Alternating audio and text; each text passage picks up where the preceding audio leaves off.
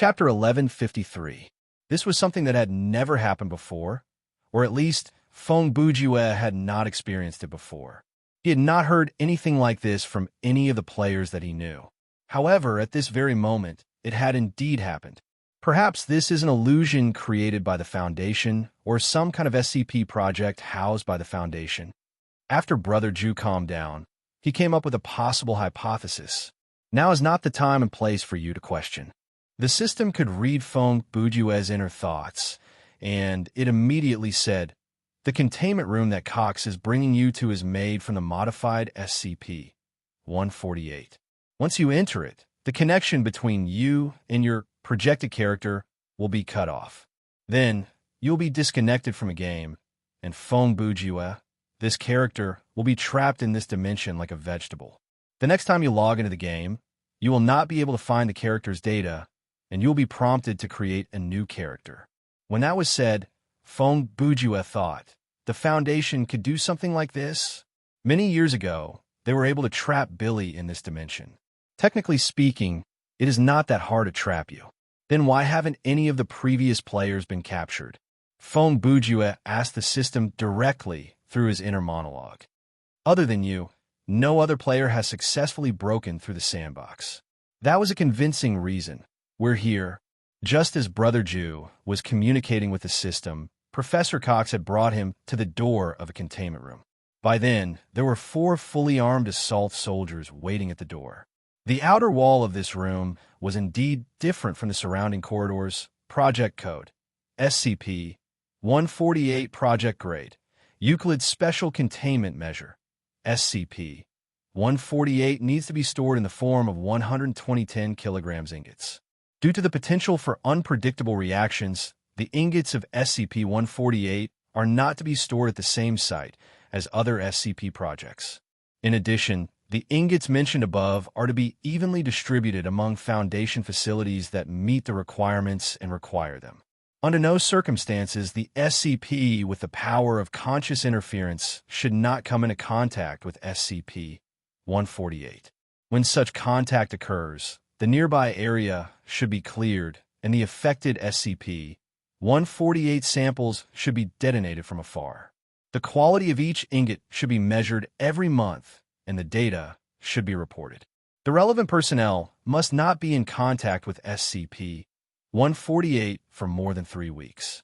Any personnel assigned to work with SCP-148 are required to undergo periodic mental examinations. Description: SCP-148 is a substance with metallic characteristics. It is composed of many known and unknown elements. Currently, the total amount of SCP-148 in the Foundation's possession is about 1.2 tons. SCP-148 was grayish-green in color and would rapidly oxidize in the presence of water. SCP-148 has a melting point of about 4,500 degrees Celsius and a boiling point of about 9,000 degrees Celsius. The density of SCP-148 is between 620 G/cm3 and 676 G/cm3. The hardness of SCP-148 is HRC39 according to the Rockwell hardness test. Its strength, plasticity, and processability are similar to platinum. SCP-148 was mainly composed of platinum and iridium. These two metals made up 62% and 20% of its mass respectively. Other than that, there were several other known materials, including iron, cobalt, and copper. These 3 metals made up 16.5% of SCP-148's mass. However, considering its total mass, SCP-148 obviously contains substances that could not be detected by mass spectrometry. Through the scanning tunneling microscope, SCP-148's image showed that there were gaps in its crystal lattice structure that should be filled by other materials. SCP-148 showed the ability to block or obstruct the power of conscious interference of nearby organisms. Although this effect was difficult to quantify, it seemed to be inversely proportional to the square of the distance between the target and SCP-148 surface, and proportional to the amount of SCP-148. The range of this effect that could be detected was about 1480. 8 meters per kilogram of SCP-148. SCP-148 was recovered from the Metallurgy Department during the Foundation's sweep of the Prometheus Laboratories facilities. According to the computer records related to this project, this material was originally going to be sold too. The trademark and product name were both mind-blocking alloy.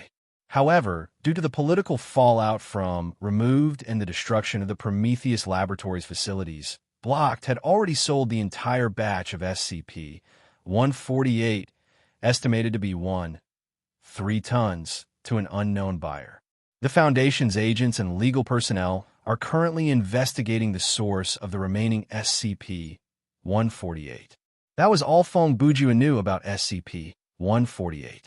Even if he ignored the keywords like improvement and mass production mentioned by the system, this thing was still a very dangerous substance. Those who came into contact with SCP-148 on a regular basis or were overexposed to it would gradually lose their speech and communication skills over time until they completely disappeared. After about 50 days, the affected personnel would become completely mute, and they would not be able to understand or make any requests, orders, or statements other than spoken words. Although Fong Bujua could not confirm whether the voice in his ears was the system's or not, he knew that if the room in front of him was really made entirely out of SCP-148, then he definitely could not enter. Kill the guards and kidnap the professor. Move out now. 2 seconds later, the system spoke again. Why are you helping me? But Fong Bujua did not move. He did not walk into the room, and he did not launch an attack. Instead, he asked internally, "What are you?" "I'm not helping you. I am helping myself. You are the only person who has successfully broken through the Foundation's sandbox to come to this world. I need you to remove the threat from this world so that I can sever my connection with this world." "You are the system?" Fong Bujua asked again. "You can call me that. I thought you were omniscient." "Not entirely." "What do you mean?" There is no time to explain. That was not wrong. Just as Fong Bujua was conversing with the system, "Hey, Mr. Fong Bujua." Kok saw him standing there, spacing out, and she urged, "What are you doing?" When she said this, she quietly took a few steps back. As for the 3 guards and the 4 commandos, they all clenched the weapons in their hands and quickly surrounded her. It looked like if Brother Bujua did not make a decision soon, these people were going to use brute force. "TSK, there is nothing I can do." The next second, Fong Bujua grumbled internally. He quickly reached his hand into his inventory and activated the effect of the Pearl of Thunder.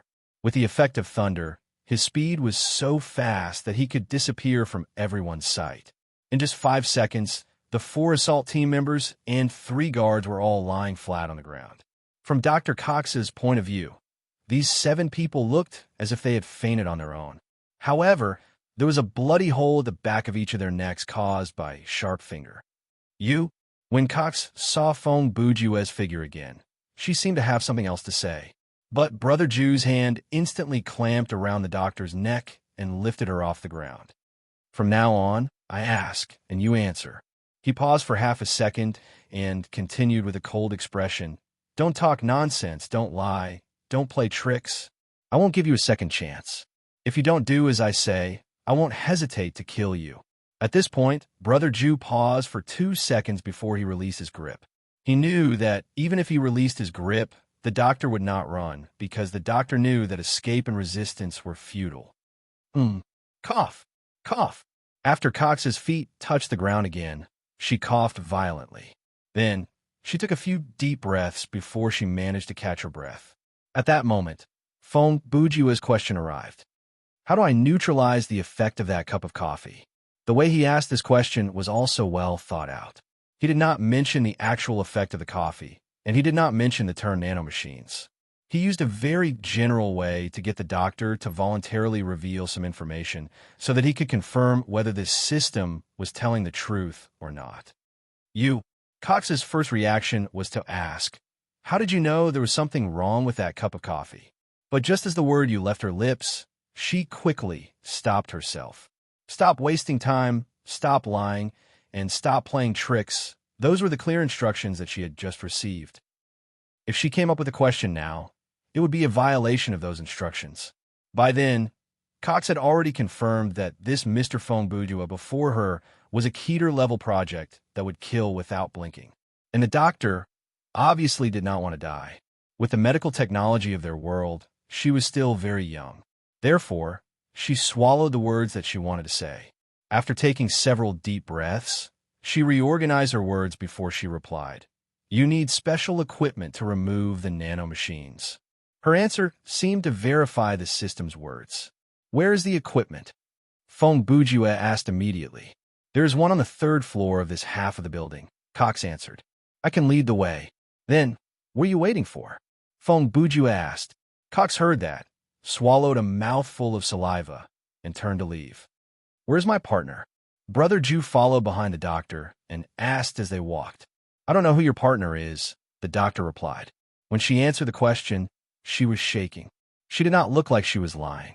Seeing that, Phone Bourgeois assumed that she did not know about the existence of Musashi Kinoi.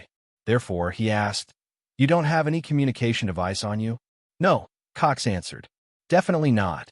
As if afraid that Brother Jew would not believe her, she emphasized her answer.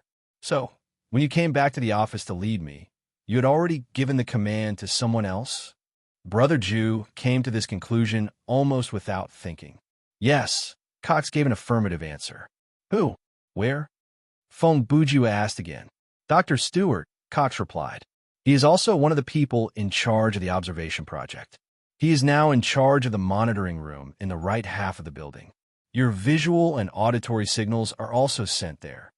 Doctor, Phone Bourgeois suddenly changed the topic and asked, Do you have Parkinson's disease? This question sounded abrupt and irrelevant, but it scared Dr. Cox so much that his face changed abruptly, and he almost peed in his pants. I don't. Cox's voice trembled. Because her legs were weak, her footsteps became a little messy. Don't what? Phone Bourgeois' tone was still calm and cold. No Parkinson's disease? Or didn't you secretly send Morse code there? Cox was indeed not a simple person. Even when her life was hanging by a thread and she was trembling in fear, she did not give up fighting back.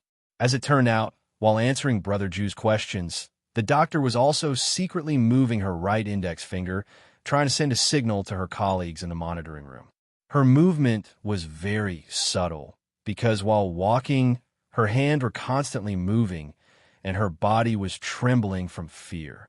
Normal people would not be able to discover that she was sending Morse code. In reality, the workers in the surveillance room did not notice the professor's action, but the graph analysis program that came with the surveillance equipment would not miss this detail, as long as it was something that appeared in Phone Bourgeois' sight. Even if it was something that he did not notice personally, something that was only in his peripheral vision, when it was transmitted to the screen in the surveillance room, it would be scanned and analyzed in detail by the computer. Cox wanted to use this to send a message to her colleagues. She wanted them to kill Brother Jew and stop trying to capture him alive. But she did not expect this trick that should have been impossible to be discovered by Phone Bourgeois.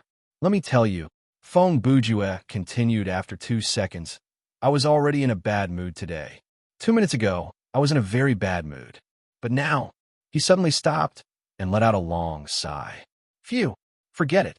I'll give you one more chance. Cox sighed in relief. Okay, I promise I won't play any more tricks. I'll bring you to the 3rd floor. Screech. Before she could finish her sentence, a hole had already appeared on her neck. Her life had also come to an end. I gave her an inch, and she wanted a mile. Phone Bourgeois looked at the doctor's body and muttered softly. Then he asked in his heart, Okay, continue. Then the system voice replied, Cut off one of her hands and take the elevator to the 4th floor. The ambush team on the 3rd floor has already made their move. You must enter and activate the elevator within 47 seconds. Chapter 1154. 47 seconds was not a long time, but for Phone Bourgeois, it was enough time for him to do a lot of things. 5 seconds later, Brother Jew used the blade of mandatory defense penetration to cleanly cut off Cox's right hand. Then he picked up the bloody hand and ran to the elevator at an astonishing speed. All electronic doors and elevator buttons in this facility require the fingerprints of Foundation personnel to activate. The system knew that Fong Bujue did not need to look at the map to get back to the elevator, so the system began to tell him what to pay attention to. After I enter the elevator, what if they remotely control it to stop? Fong Bujue thought to himself as he ran. Destroy the top of the elevator and use Jeppo to reach the 4th floor. Isn't there a staircase here? Brother Ju asked. There are no staircases in this building, but there are 6 elevators that can go up and down. You're currently using the one closest to you.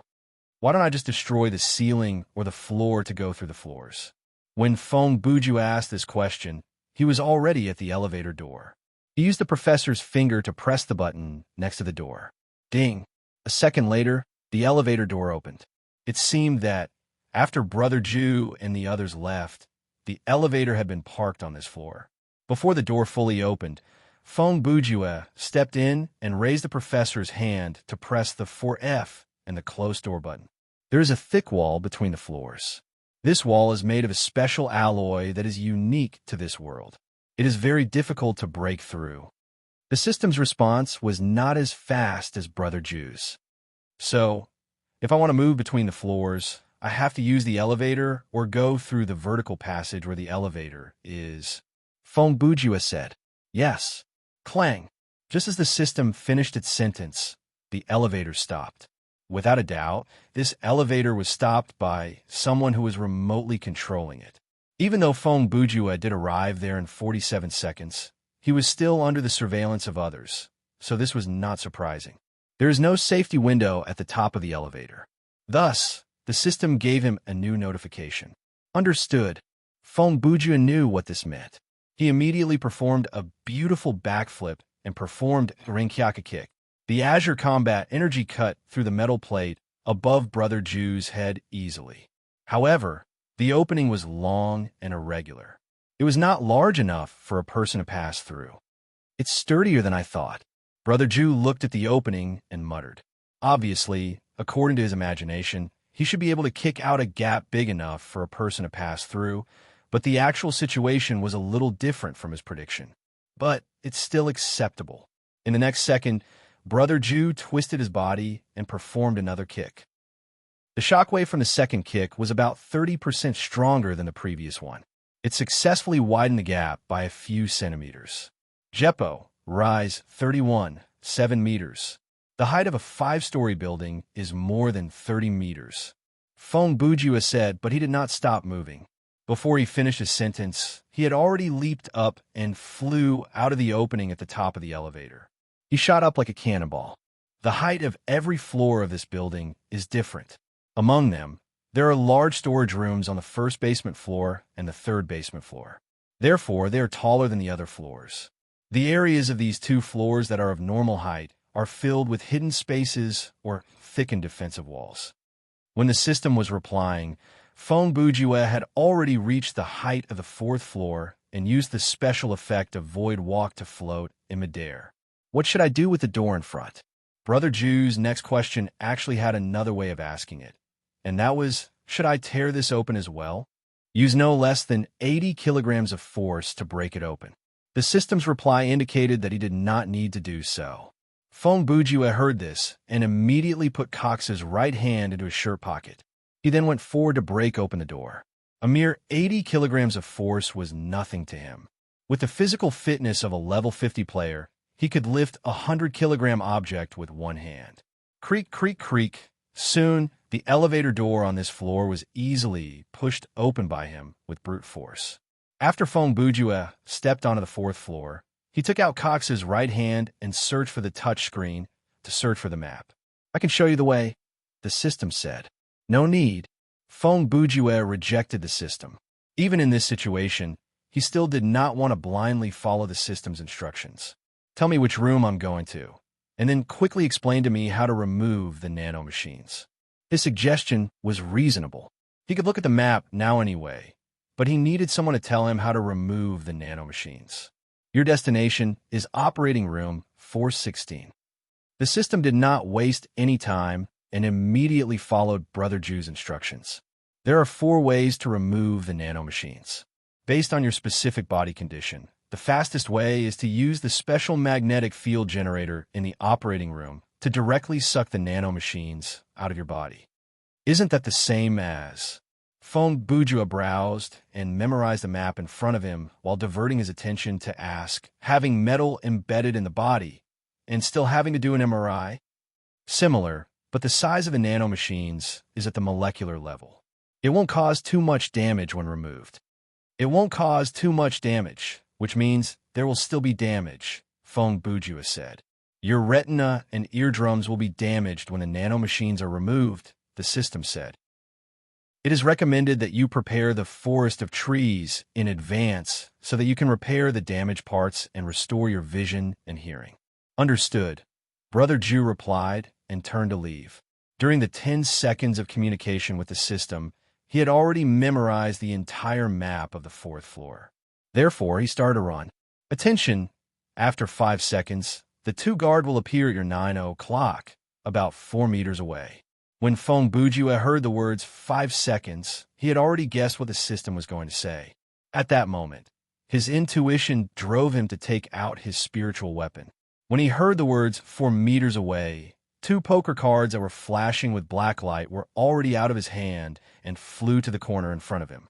In the past, the special effect of Death Poker, soul-seeking, the spiritual weapon will always fly to the target that the owner wants to attack, was already able to attack targets outside the owner's line of sight. Now, the special effect of Psycho Poker. Psycho Poker's attack speed and hit rate are extremely high, so its driver's license was revoked, was an enhanced version of this skill. Its hit rate and speed were even better.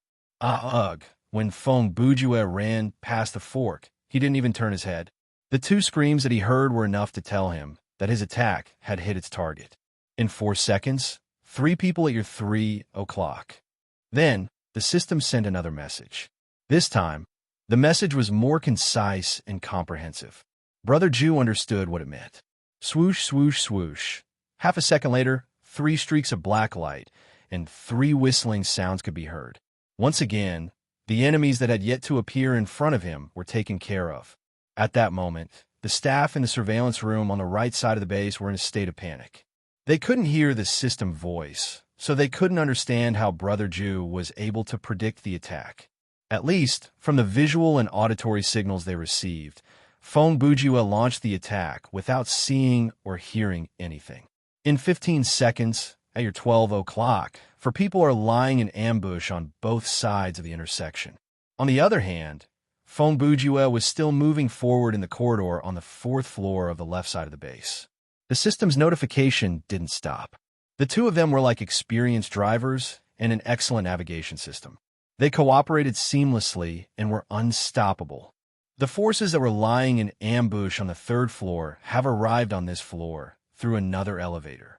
There are 25 of them in total. They are currently moving toward your destination. Are they the fully armed assault troops?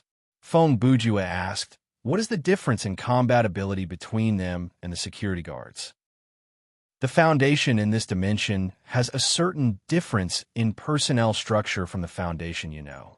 Those assault troops are a mixed troop of general facility security personnel and special mobile forces. All the personnel have excellent combat experience and equipment. But, Feng Bujua continued, they still can't pose a threat to me. The point is not whether you can kill them, but what will happen after you kill them, the system said.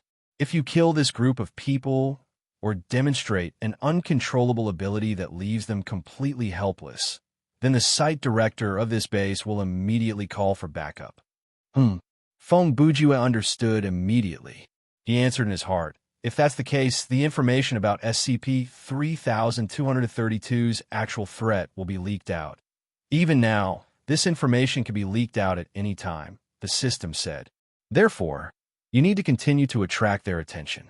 However, before the base is cut off from the outside world, you cannot be captured, and you cannot defeat the assault troops.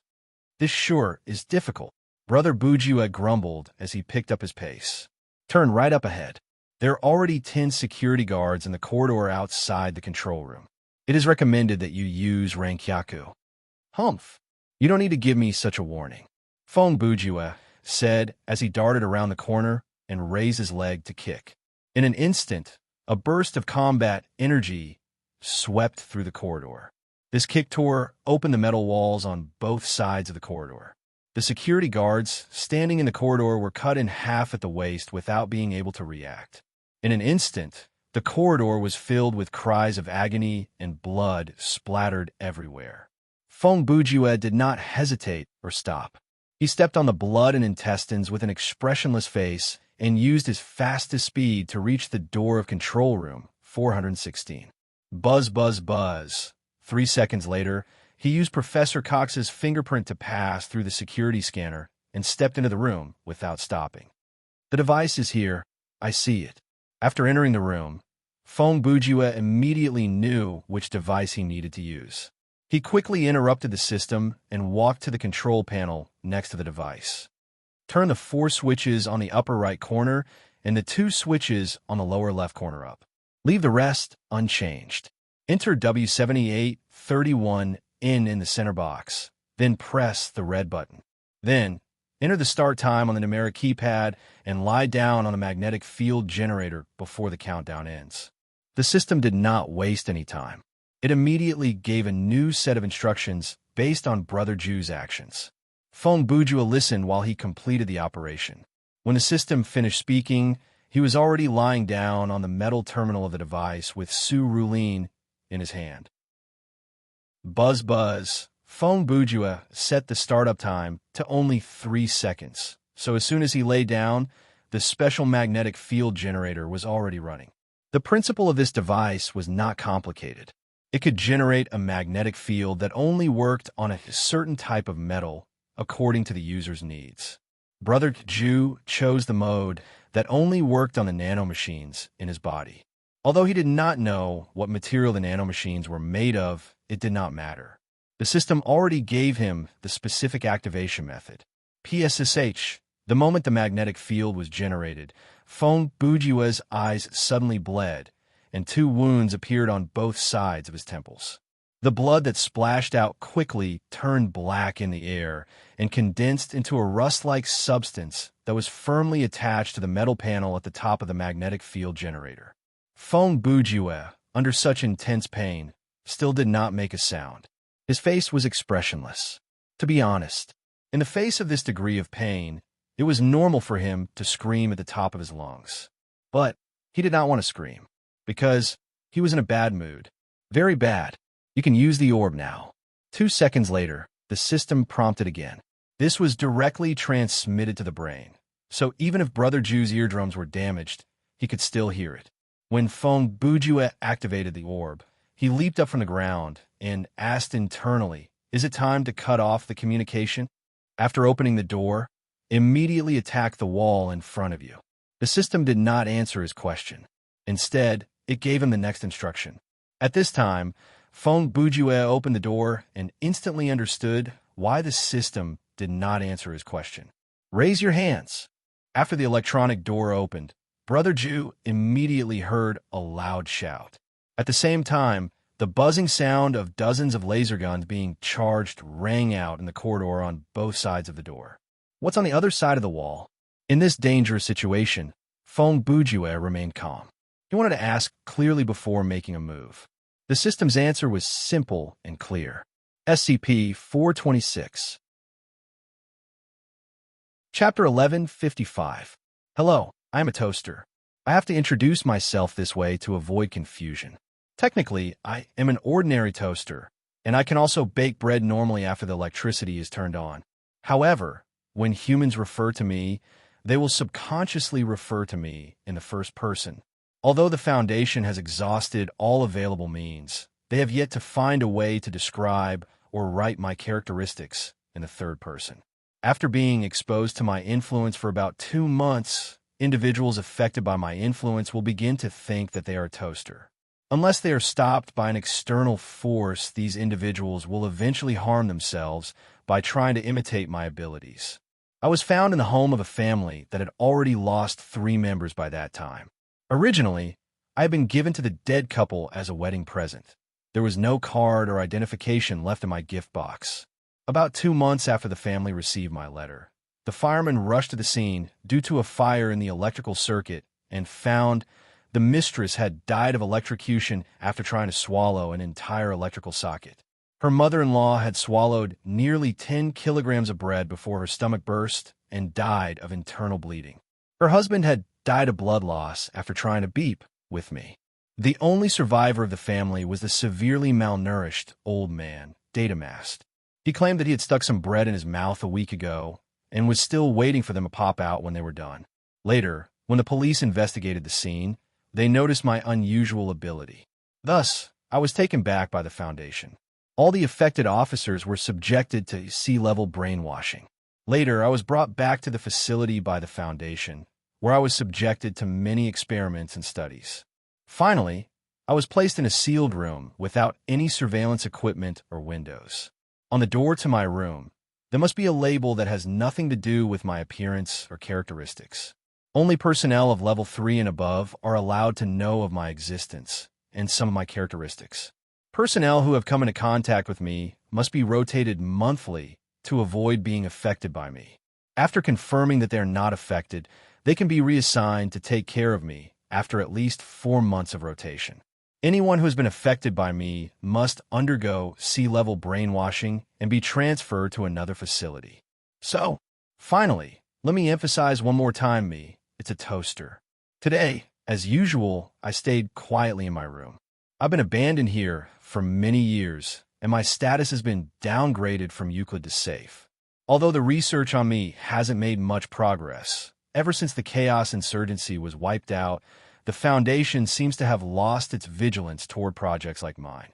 Speaking of which, SCP-884 had to be mentioned. The spy war surrounding this project was probably the most far-sighted and effective plan the Splitters had ever carried out. Item Code: SCP-884, Project Grade. Euclid, Special Containment Procedures. Due to the incident that occurred on January 11th, Year 20 Data Mast, all contact with SCP-884-4 is prohibited. All requests to inspect or test SCP-884-4 are to be submitted directly to O5 Data Mast for approval. SCP-884-4 is to be stored in the deep storage area of Data Mast facility. Description: SCP-884-4 is a shaving mirror for men. It is made of glass and ivory. The year of its manufacture is estimated to be around 1914. This item was originally part of a set of male grooming tools, but the other parts of the set were lost in experiments and theft at the beginning of this century. Famous examples include SCP-884-2, also known as Razor, which was stolen by the Chaos Insurgency when they broke away from the Foundation. SCP-884-6, also known as Comb, was invalidated after the accident in SCP-884-6-4172. For information on other SCP-884 accessories, please refer to Data Mast. SCP-884-4 has a mild hallucinogenic effect. Experimental subjects who use this project to shave will have the illusion that their hair hasn't decreased. After that, they will continuously attempt to shave the areas of their face that have been shaved clean. This hallucination often causes the experimental subjects to become anxious. In one experiment, it even caused the experimental subject to accidentally sever his carotid artery. In fact, based on the project's information, SCP-884 was not a particularly dangerous project. It could be categorized as safe. However, it had a hidden characteristic, and the information related to this characteristic was deleted from the Foundation's database by a member of the Chaos Insurgency. This characteristic was that after 4 to 7 years of exposure to SCP-884-4, the affected subjects would start to have a regular sense of doubt. This symptom was initially difficult to detect until the affected subjects showed behaviors, such as constantly checking the reports and experiment results, going back and forth to check whether the door was locked or not. The early symptoms were no different from mild obsessive-compulsive disorder. In the following 2 to 6 years, the effect would worsen and gradually evolve into an extreme difficulty in making choices.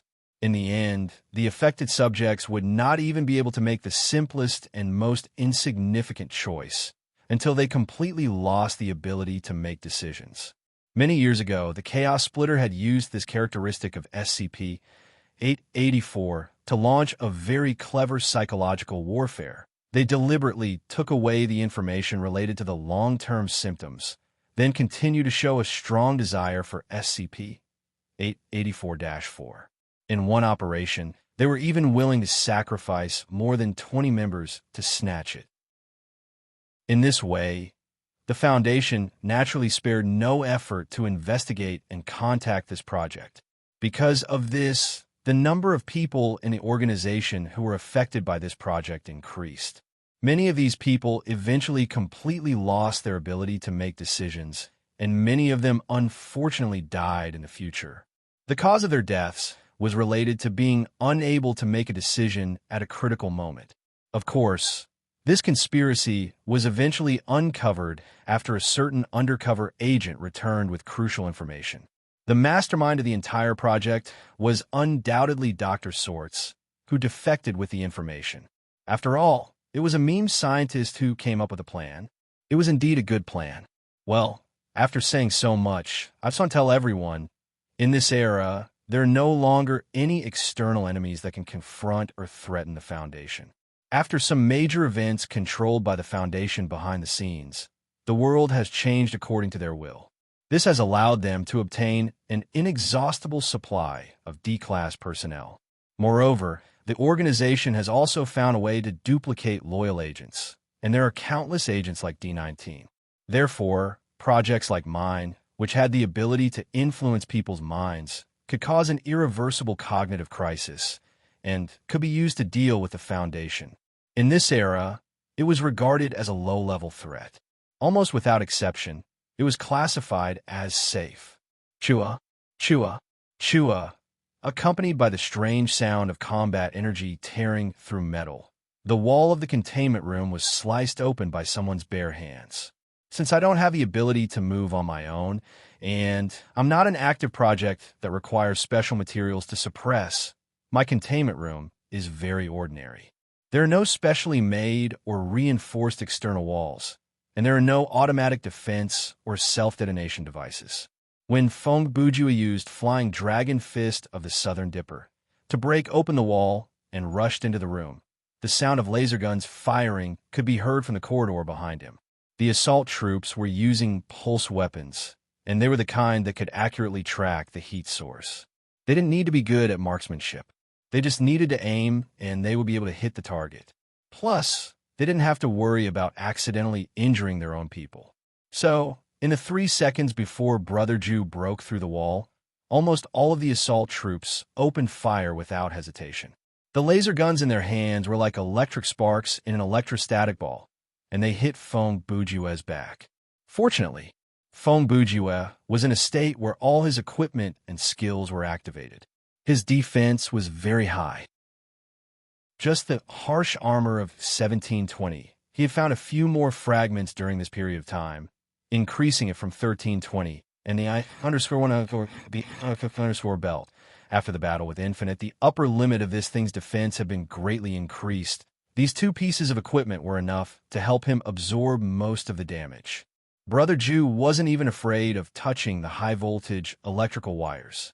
For this kind of laser gun barrage that lasted less than 2 seconds, Brother Jew could easily withstand it.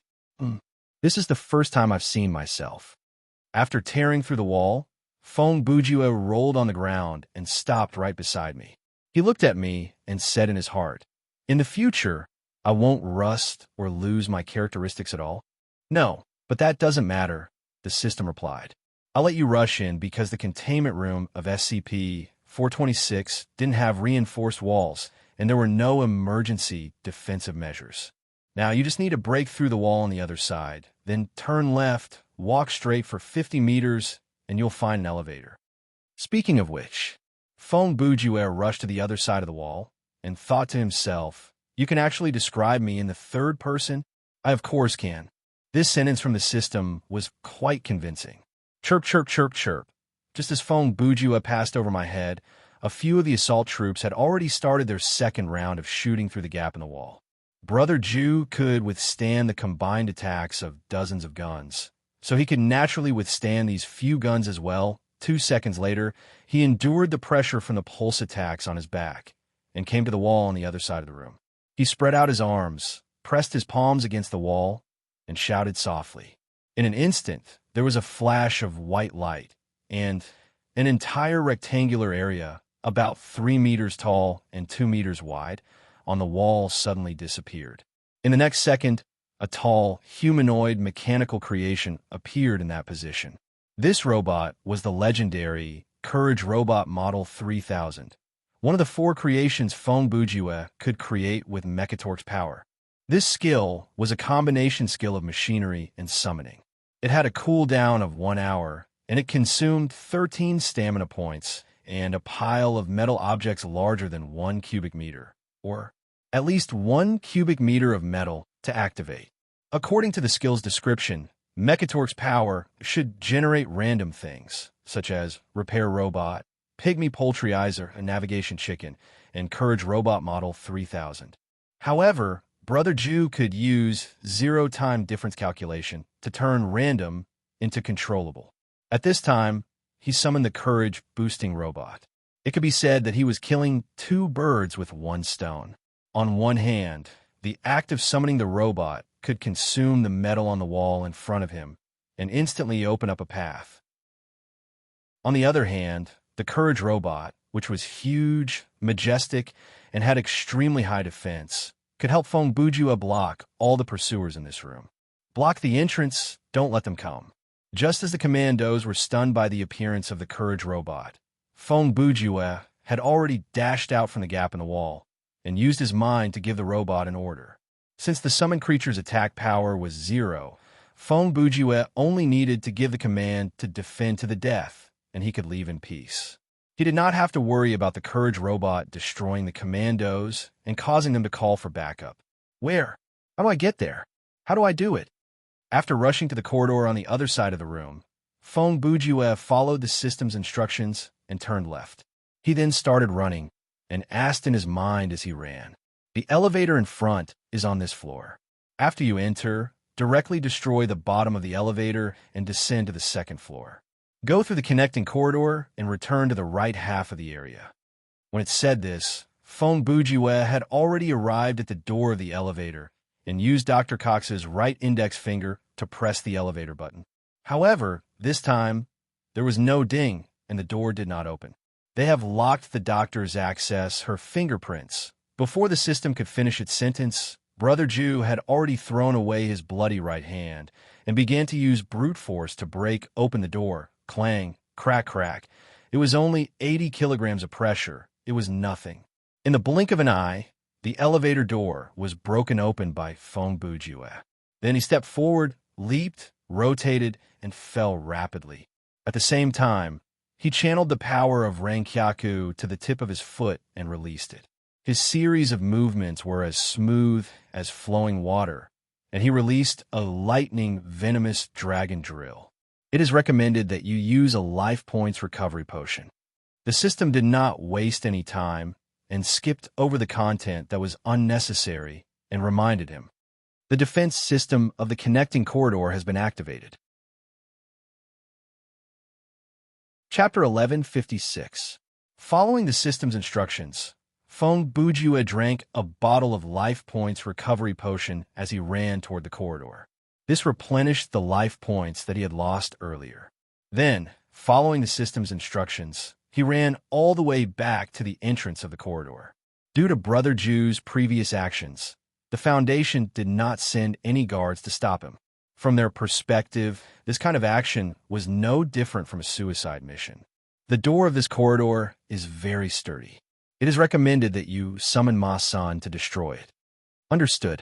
At this point, Feng Bujue basically obeyed the system's instructions. After he answered in his heart, he summoned Ma-Sunday. However, the spirit General Shadow that was shining with golden light suddenly appeared and slashed with its blade. After a set of Chinese slash dance, The metal door before him was reduced to a pile of metal shards. Buzz! However, the next second, a dense net of laser beams appeared before Brother Jew. The net of laser beams was layered and intertwined in a disorderly manner. Furthermore, each beam was moving at a constant speed. This defensive measure extended all the way to the other end of the corridor. Even a fly might not be able to fly through it, much less a human. What should I do? Destroy the top of the corridor and run through it. You must reach the other end within 30 seconds and re-enter the building. You must hold your breath during the process. This notification reminded Feng Bujue of something. What's happening outside the building?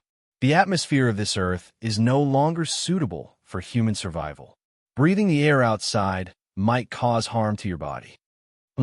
I see. Feng Bujue mumbled to himself as he controlled Ma Sun to open up a path. Opening up a hole at the top of the corridor was not difficult. After he was done, Brother Jew jumped out and sprinted toward the top of the corridor. In less than 20 seconds, he had reached the other end of the corridor. Then, he used the same method to cut open the ceiling under his feet. After he jumped back into the corridor, he cut open the door that connected to the other end of the corridor. Just like that, he successfully returned to the right side of the corridor. The main control room is on the 3rd floor. The base commander has already deduced your target. All the forces in the right half of the base have been transferred to the 3rd floor to set up a defense. Then, directly approach the target's room from the 2nd floor, then blow open the ceiling. Feng Bujue's mind immediately reflected the most reasonable strategy. What do you think? This is the best plan of the moment, but the walls of the main control room are all reinforced with super alloy, and this doesn't include the defensive layer between the 2nd and 3rd floors, the system replied. It is recommended that you use this super death Ma Sun golden double fist hammer on the target area to destroy the stability of the super alloy structure, and then use the trick you used to break through the elevator car to break through. Okay, lead the way. Feng Bujue had no objections and replied decisively.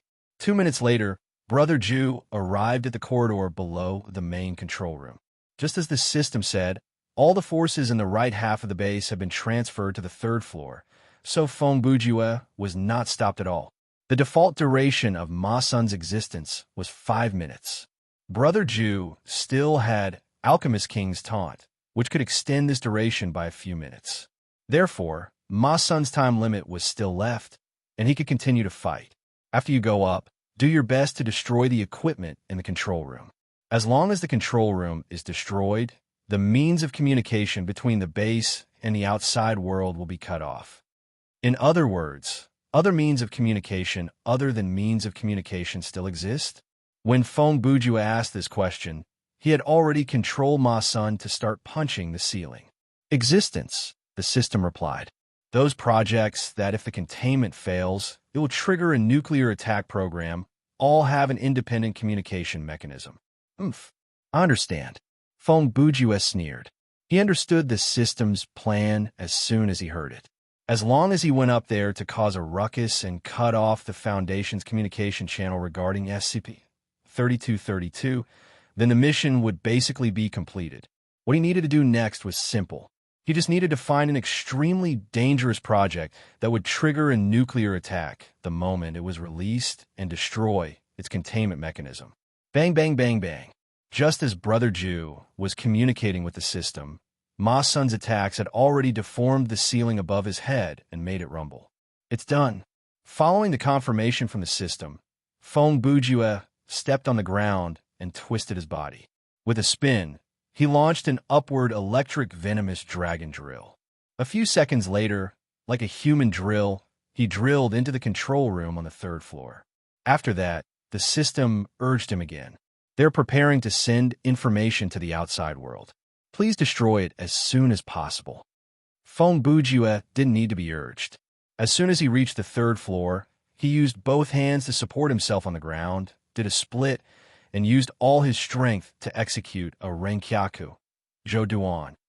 Then, he changed to using one hand to support himself on the ground, turned his body sideways, and kicked in all directions at the same time. I'll name this move Renkyaku, Revolving Lotus. What do you think? Since there was no one around, Feng Bujue directly started a conversation with the system. No comment. However, the system didn't seem to be interested in chatting with him. Not long after, Feng Bujue had destroyed almost all the equipment in the huge control room. Even the automatic fire sprinkler on the roof was kicked out by him. Destruction successful. The message was not sent out. It will take at least 40 minutes to restore communication, the system said. 15 seconds ago, the base commander sent out an order. 2 Level 4 personnel are planning to evacuate this place and send out a message. Do you want me to stop them? Feng Bujue asked. No need. As long as you trigger a nuclear attack within 10 minutes, they won't be able to escape the range of destruction, the system replied. Now, return to the second floor through the hole you just drilled out. Feng Bujue heard this and jumped out of the hole in the ground in a flash. As soon as he stood still, the next notification came. At 7 o'clock, go straight for 50 meters. Turn right. Go straight for 10 meters. Turn right again. A series of clear instructions rang in his mind one after another.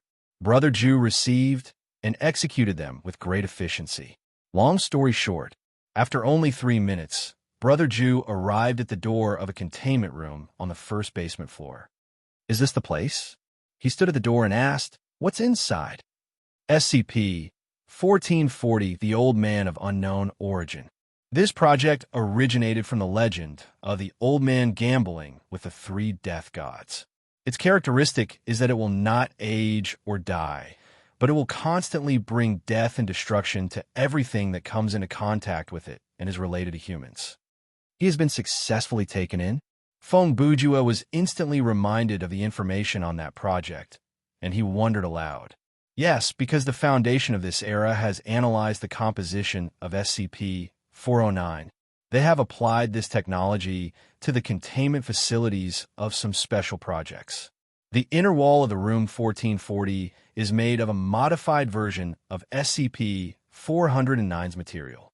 It achieved a balance between proliferation and collapse during containment of the project.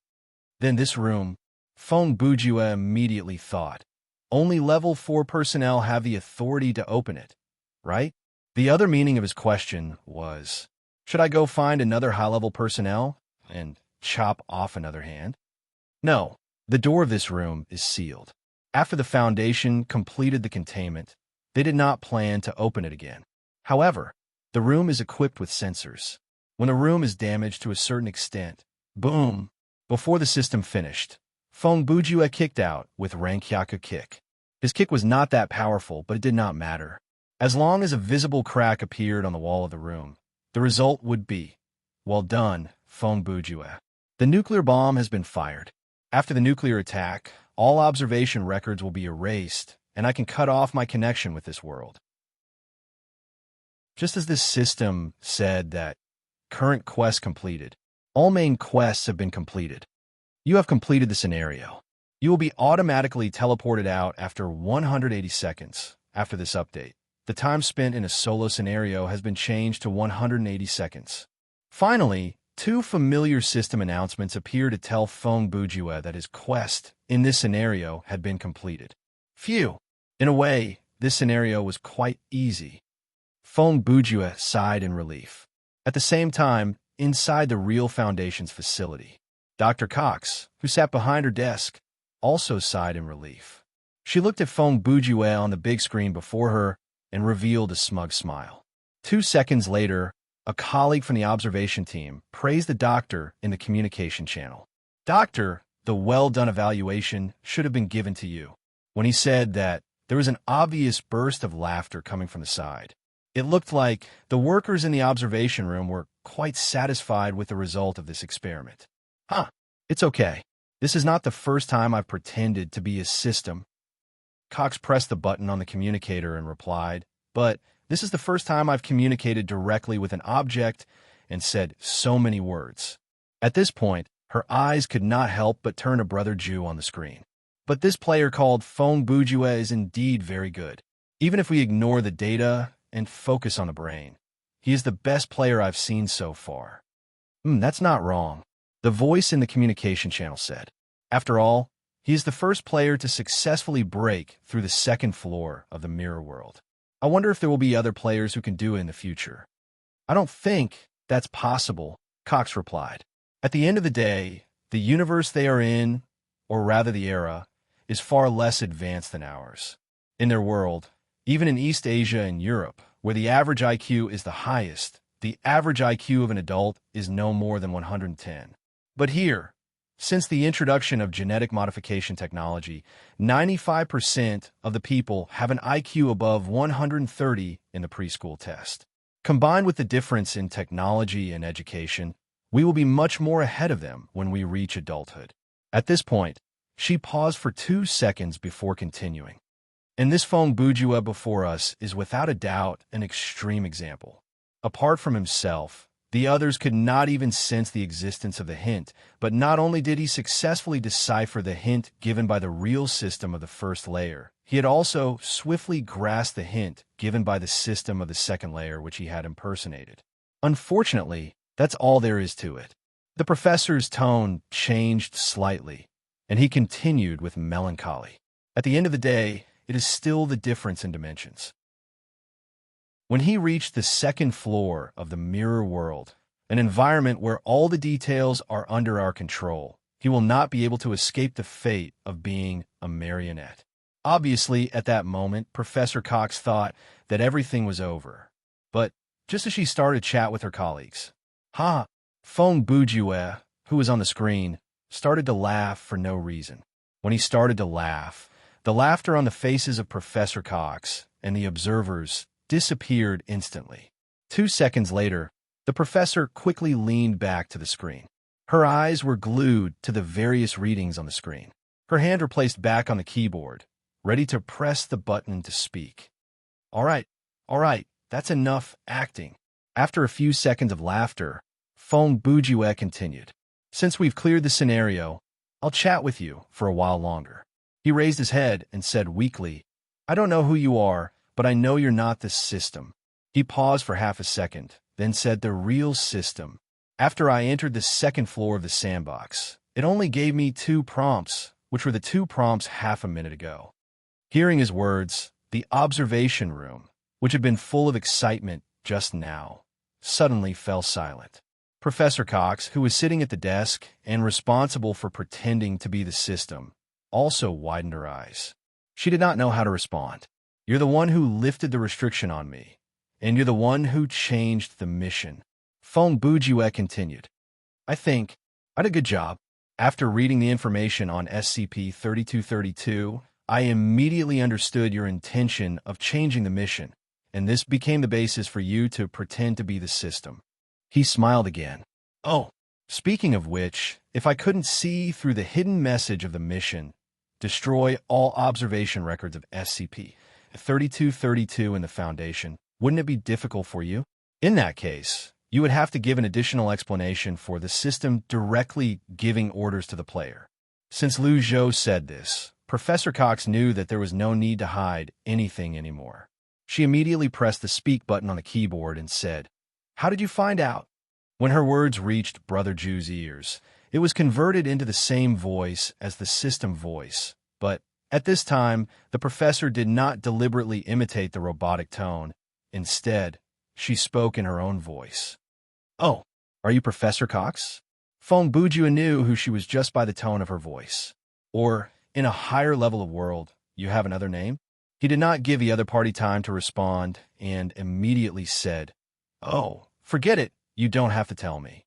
In short, the basis for seeing through your fake system is very simple. I did a test. What test? Professor Cox asked eagerly. In the previous 10 minutes, while I was cooperating with your commands, I was using different methods and speed of thought to convey various information to you. Feng Bujue continued. However, you only responded to the information that I said in my heart in the form of language. You did not respond to graphics, logical ideas, or faster thoughts. Just based on that, Cox exclaimed, That's enough. Feng Bujue replied, Indeed, your IQ is very high, and you have the ability to read 10 lines at a glance. Your reaction is also very fast. You can use the My Thoughts feedback from the observation program to communicate with me in real time, and you can answer me fluently.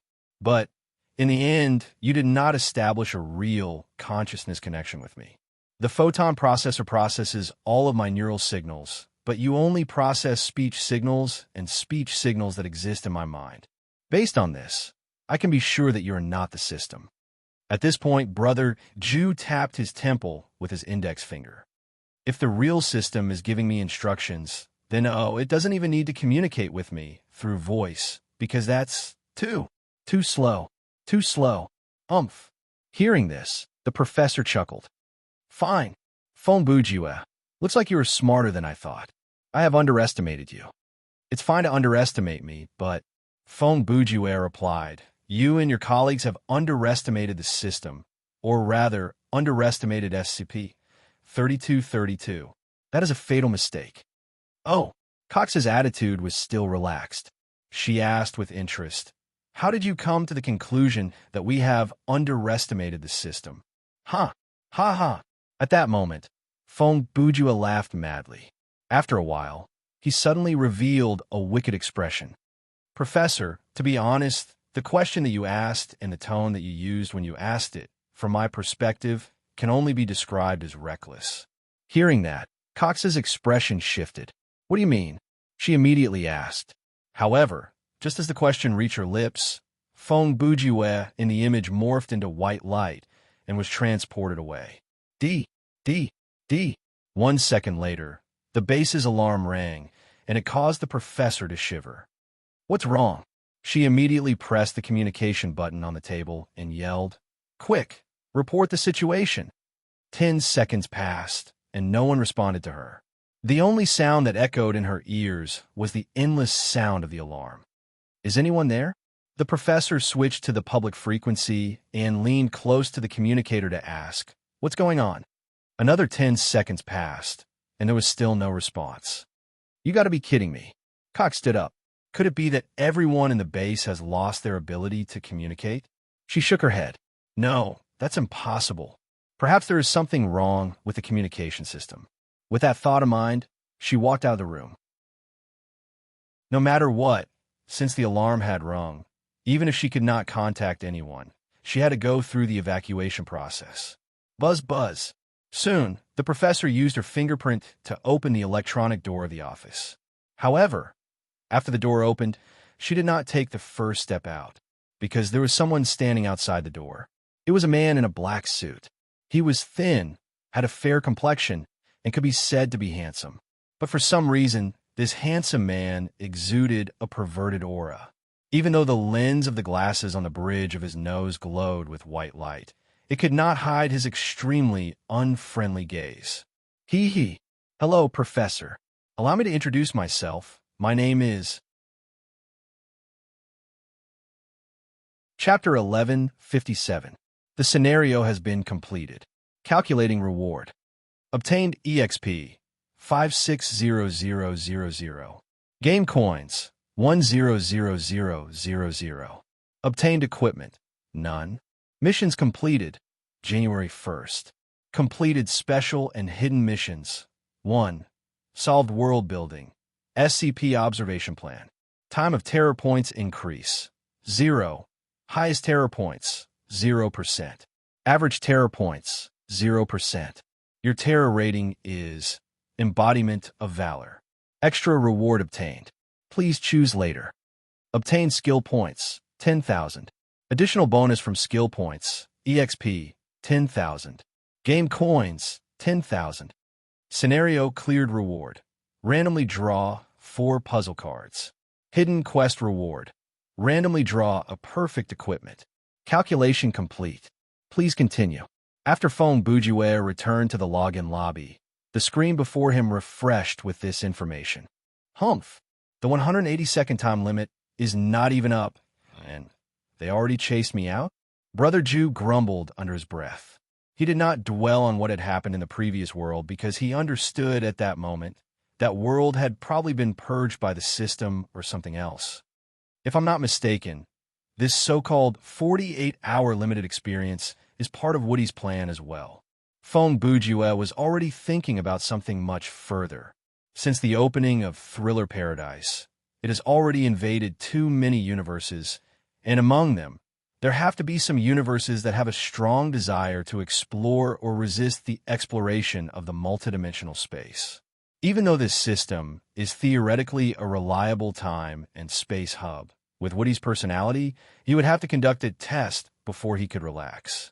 At the last stage of the gamble, before the official opening of the Infinite World, Woody had to ensure that the gaming environment was under his control to prevent interference from other universes from triggering an unplanned chain reaction. Therefore, he came up with this so-called limited experience. When the rules for the S2 preliminaries were announced, he had already planned for this step. He used the job of testing for himself as a prize and gave it to the strongest 250 players in the server. Our strength ensures the completion of the test, and the setting of single-player mode only ensures that we are scattered. This way, we can explore more universes. In these 7 days, Woody can decide how to deal with those high-risk universes based on our performance in the scenario. For example, the one that I've just experienced, he can already read my character's data and inner monologue. This kind of universe that can even impersonate a system cannot be allowed to stay. Brother Jew stood there and thought for a while. His expression revealed some displeasure. However, he quickly adjusted his state of mind and digested these emotions. Forget it. Let him do as he pleases. 2 minutes later, Fong Bujue snorted and thought to himself, so be it. At least objectively speaking, I do have an advantage of 48 hours before the new version arrives. With that thought in mind, he turned around and pressed the button next to the elevator door. When the door opened, a brand new storage room appeared before Brother Jew.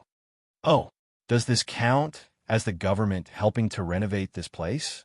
When Fong Bujue walked into the storage room, he looked around and realized that the place had undergone a complete makeover.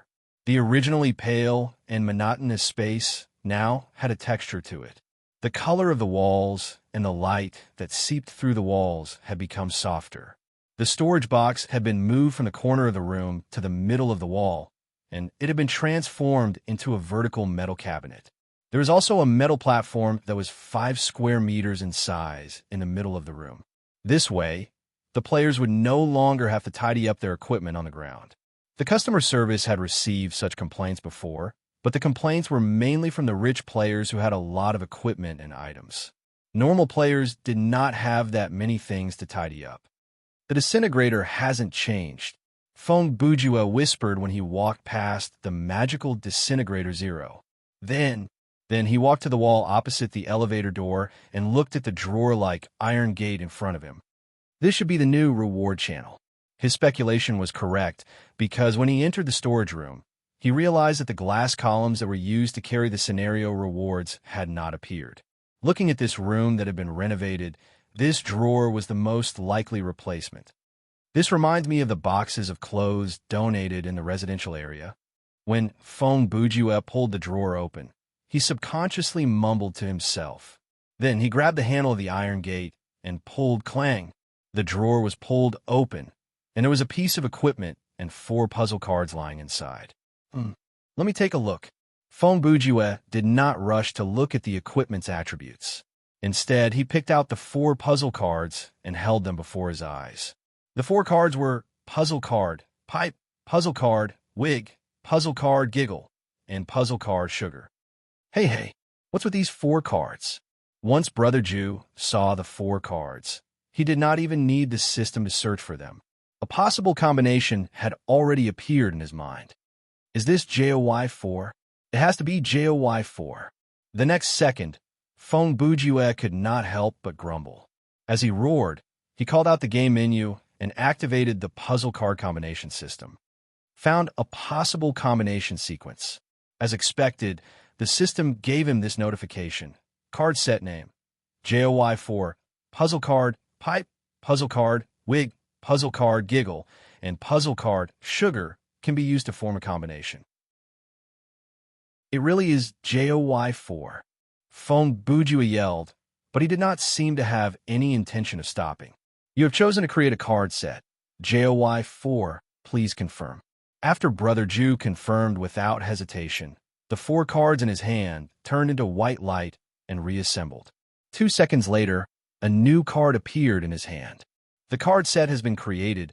Would you like to exchange it for equipment? The system's next notification came. Phone Bujua chose yes again, but this time, the JOY 4 in his hand did not disappear like the other card sets. Please note, JOY 4 is a unique card set. There is a certain amount of risk involved in converting it into equipment. Therefore, you have one chance to reassemble the card set into 4 puzzle cards. Please choose carefully. After another notification, a new virtual window popped up in front of Phone Bujua. There were 2 options. 1. Reassemble the card set into puzzle cards. 2. Continue to exchange for equipment. What does that mean? This time, Phone Bujua hesitated. Hey, what do you mean by risk? Brother Jew knew that this kind of thing that depended on luck and probability was very, very disadvantageous for him. A 1% risk to others was a 99% risk to him. Murphy's Law was meaningless in front of Phone Bujua. If there's a possibility of something going wrong, no matter how small the possibility is, it will happen. In Brother Jew's eyes, the version was, let's think about how to deal with the situation before we act. To reassemble or not to reassemble? That is the question. Phone Bujua hesitated for a while and decided to put this question aside for now. He put JOY4 into his pocket and looked at the equipment inside the drawer. Name, rat mallet, item type, weapon quality, perfect damage, 1 attribute, none special effect. Each attack deals 1 point of damage. Equip requirement, general ability D, binds after picking up. Remark, a strange weapon, made with a mallet to deal damage. Its damage is very low, but no matter how strong the enemy is, it can still inflict damage. This is a F*King perfect equipment. Phone Bujua was shocked when he saw the attribute. He knew where this weapon came from. The rat mallet was a classic prank equipment from the Xin Yuan sword series. The effect of the original was, when used, a mallet will suddenly appear above the enemy's head. Every time you click the mouse or press the space or enter key, the mallet will hit the enemy once. Even though this weapon had the property of dealing damage no matter how strong the enemy was, the damage was a fixed value, and it was not that high. The rat mallet that Phone Bujua got was obviously worse than the original. This thing did not even have the effect of cross-space attack, and the player had to use it to hit the enemy. Okay, I get it now. Brother Jew stared at the item description for a while and said, the reward is random draw of a perfect equipment and not random draw of a perfect equipment that matches your current level. So, as usual, I've been scammed. Sigh. He sighed and said, based on the equipment requirement of general ability D, characters around level 10 can use this thing. With my current level 50 character, even a piece of excellent equipment that matches my level would be better than this. With that in mind, he picked up the rat mallet and walked toward the disintegrator. But there's one thing that is weird. While moving forward, Phone Bujua mumbled to himself, the weapon's damage is shown as 1. What's going on? This was indeed a strange phenomenon because, theoretically speaking, the attack and defense stats in Thriller Paradise were not represented by actual numbers. Since the life points of everything are just a concept of nothingness, what is the point of giving this mallet the attack points?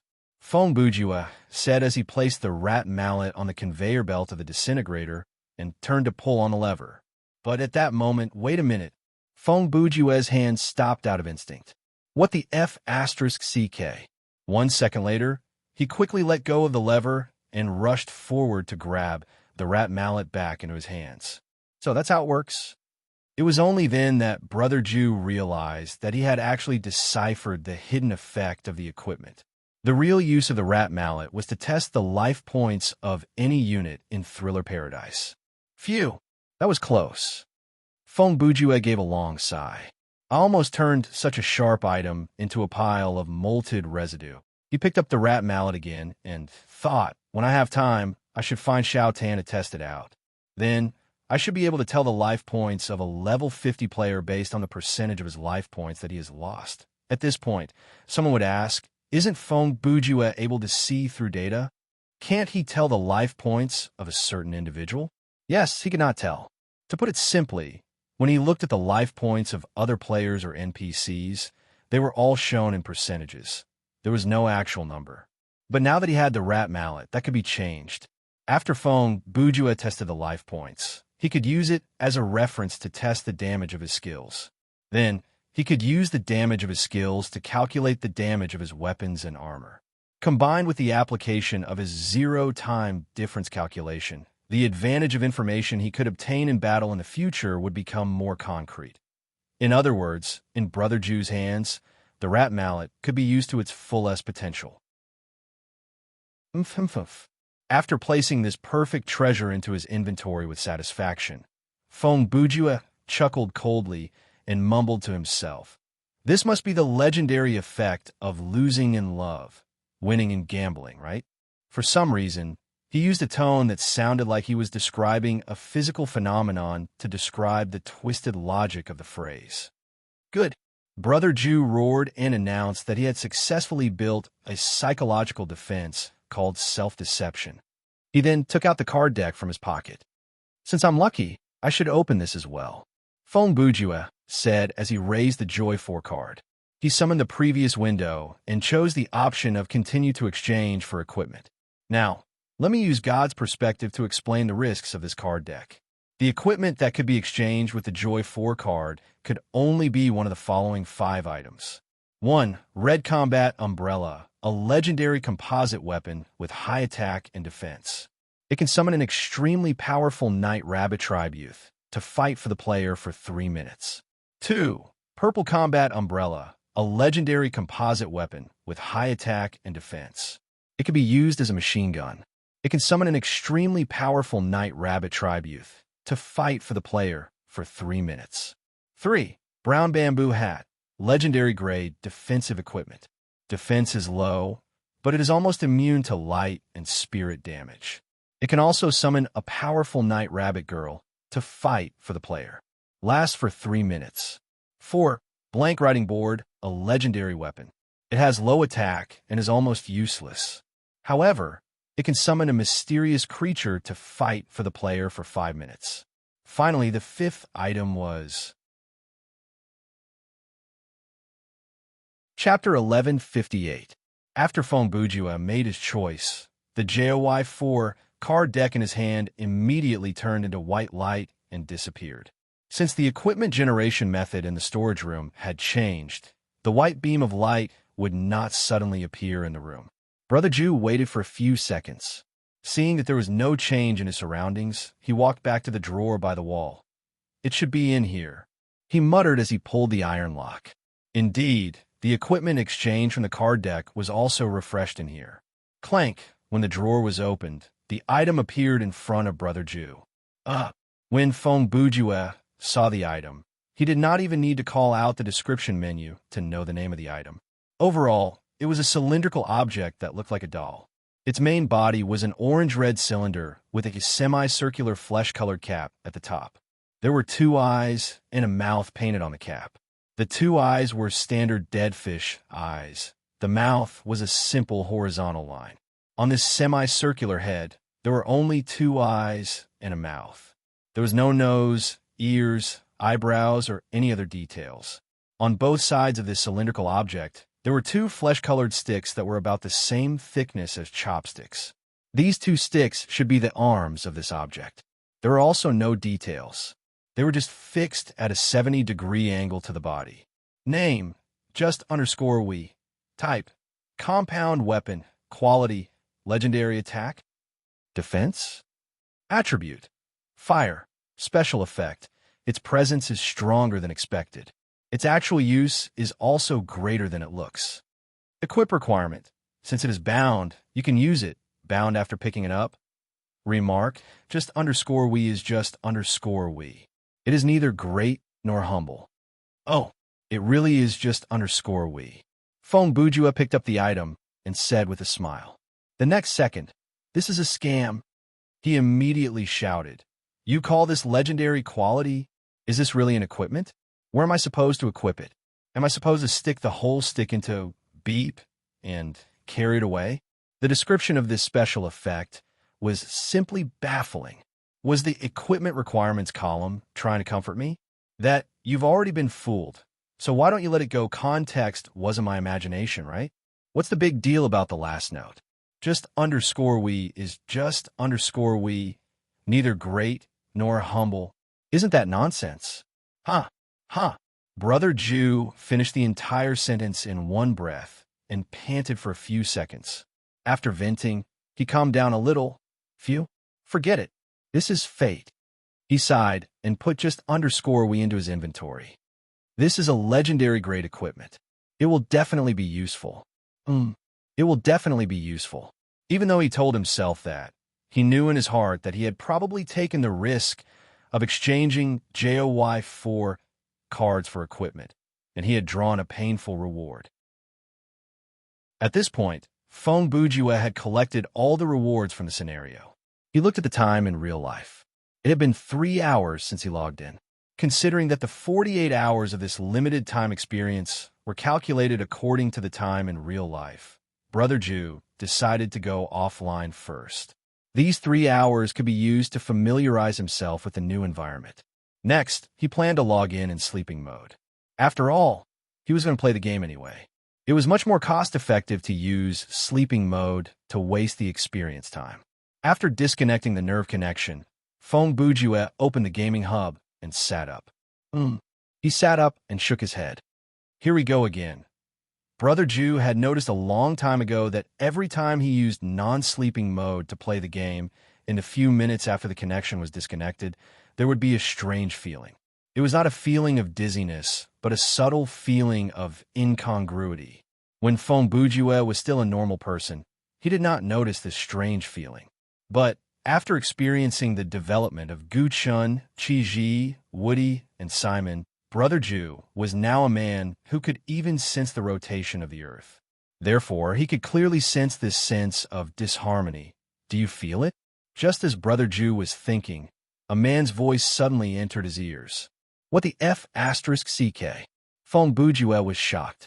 He turned around and saw a man in a suit sitting on the sofa in the living room. I say, how did you get in here? Brother Jew saw that it was Gu Chun and asked, and how come I didn't notice you coming in? I already have the key to your place. Gu Chun replied calmly. Even if I didn't, it would have been easy to get in. He shrugged. As for why you didn't notice me, it's hard to explain. Just think of it as my qigong. Fong Bujue narrowed his eyes and climbed out of the gaming cabin. Looks like you're an expert at invading private residences. No, I'm not. Gu Chun continued. If you enter someone's home without saying anything, that's called invading private residences. If I enter private residences without saying anything, that's called carrying out a mission. Huh. Fong Bujue chuckled drily and replied. Then, I wonder, what is the purpose of your visit today, Mr. Section Chief? Hearing this, Gu Chun looked into Brother Jew's eyes and was silent for a few seconds. Then he said, I'm here today on personal matters. After saying this, he raised his head and glanced at the clock on the wall. It's almost 6. Let's talk while we eat. Oh, Fong Bujue laughed.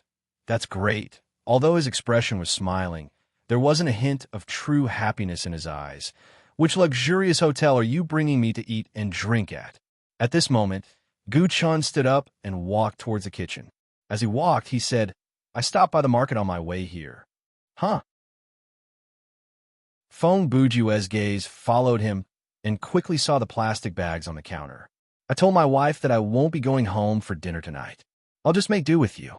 Gu Chun had already walked into the kitchen halfway through his words and picked up an apron to mail to himself. I rarely have the chance to personally cook after marriage, so my skills might have regressed a bit. Come over and help me. Hey, Brother Jew was shocked. You're talking to yourself, invading someone's home, forcing them to buy groceries to cook, and even freeloading off of them. Then you're asking the owner to help you cook? Are you going to do it or not? Gu Chun asked back nonchalantly. Fong Bujue thought for 2 seconds, then rolled his dead fish eyes and walked towards the kitchen.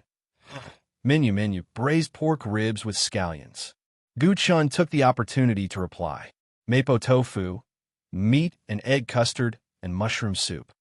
As he said this, Guchen's left hand had already picked up a large transparent egg-beating bowl, and his right hand grabbed an egg and cracked it. He did a dashing one-handed beating of the egg. Then the egg broke into the bowl. As the egg fell into the bowl, the atmosphere in the kitchen instantly became very strange. After a period of awkward silence, Feng Bujue's mouth twitched. He narrowed his eyes and looked at Gu Chun. I want to ask, Your Excellency's culinary skills before regressing, what was it like? Gu Chun maintained his calm attitude and picked up a rag to wipe his hands. He coldly replied, Do you know that instant noodles taste better when cooked than when they're soaked? Nonsense.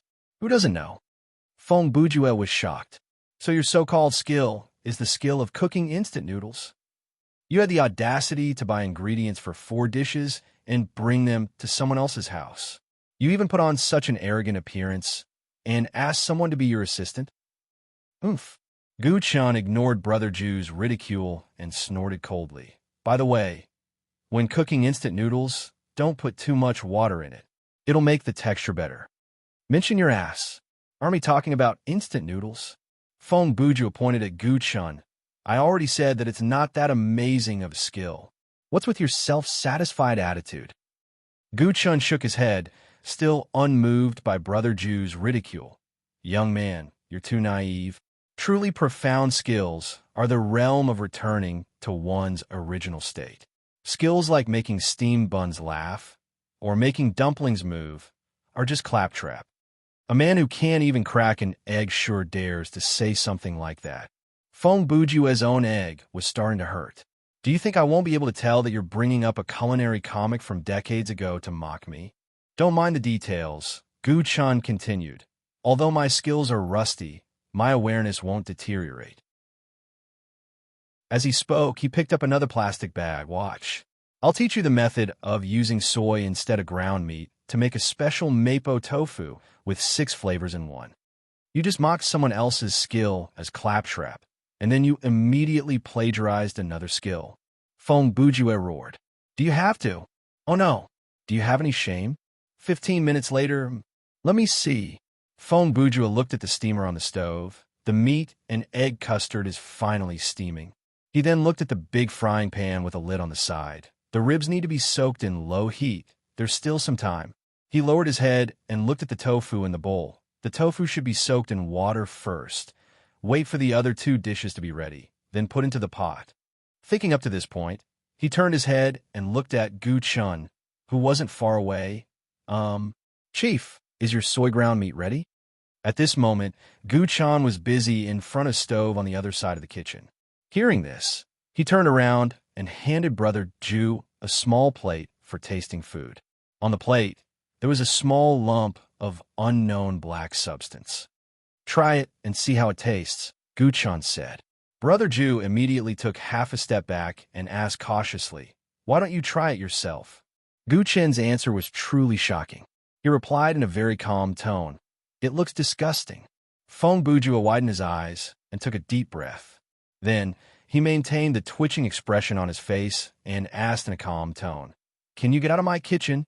At 7 o'clock in the evening, the father and son, considering their age, this title didn't seem to be a problem, finally sat down at the dining table. Overall, Feng Bujue made 3 dishes and 1 soup, while Gu Chun wasted an egg and a kilo of soybeans. Since the latter had bought all the food, Brother Ju didn't say anything. I came to find you today, mainly to talk about my granddaughter. Gu Chun picked up his bowl and spoke before the first bite of food entered his mouth. Feng Bujue had already picked up a spoon and dug into a mouthful of mapo tofu. I just don't understand. What is she thinking?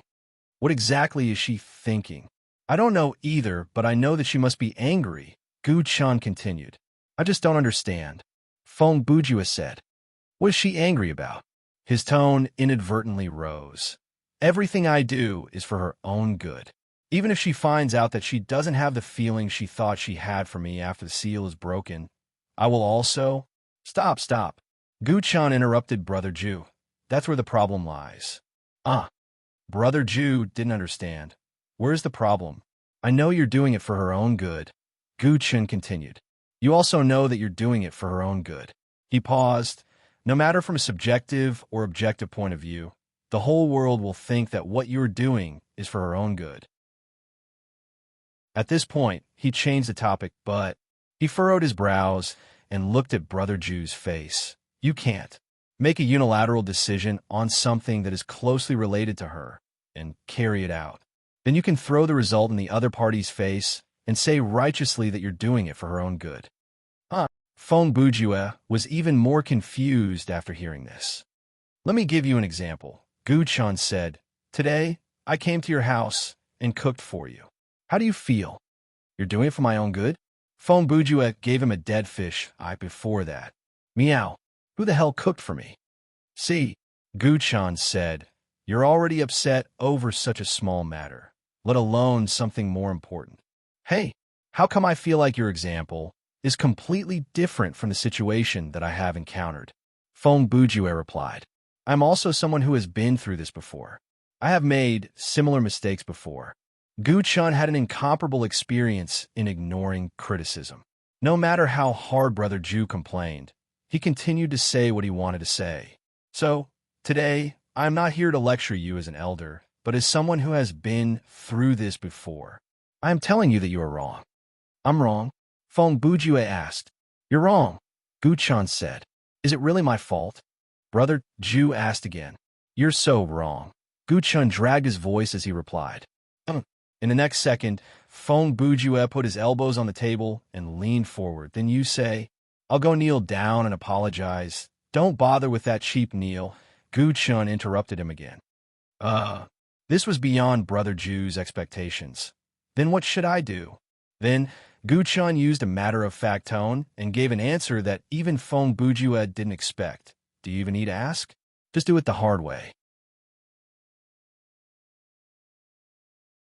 Chapter 1159. Feng Bujue was stunned by Gu Chun's reply. Brother Ju rarely reacted this way, but his mind had indeed short-circuited for a moment. About 10 seconds later, Feng Bujue finally regained his senses.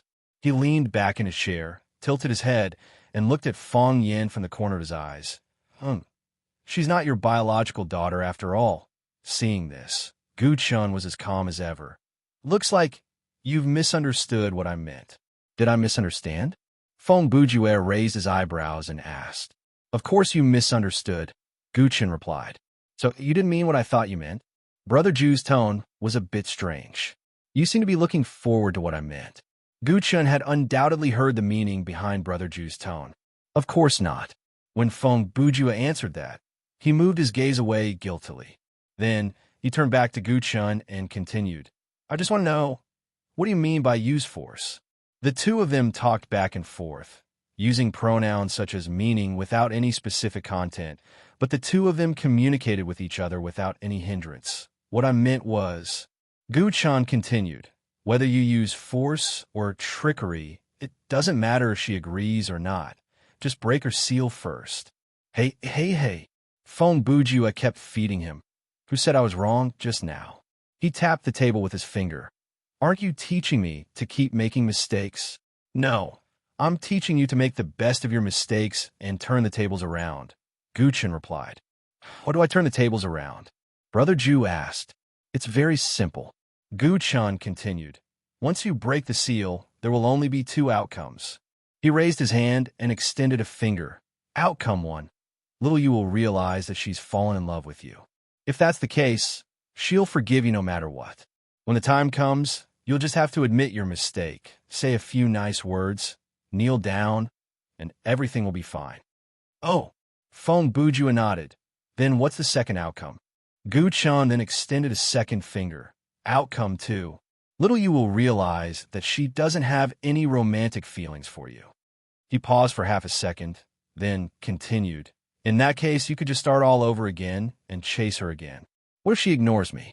Feng Bujue might be good at other things, but when it came to the relationship between a man and a woman, his way of thinking was basically the same as a kindergarten student.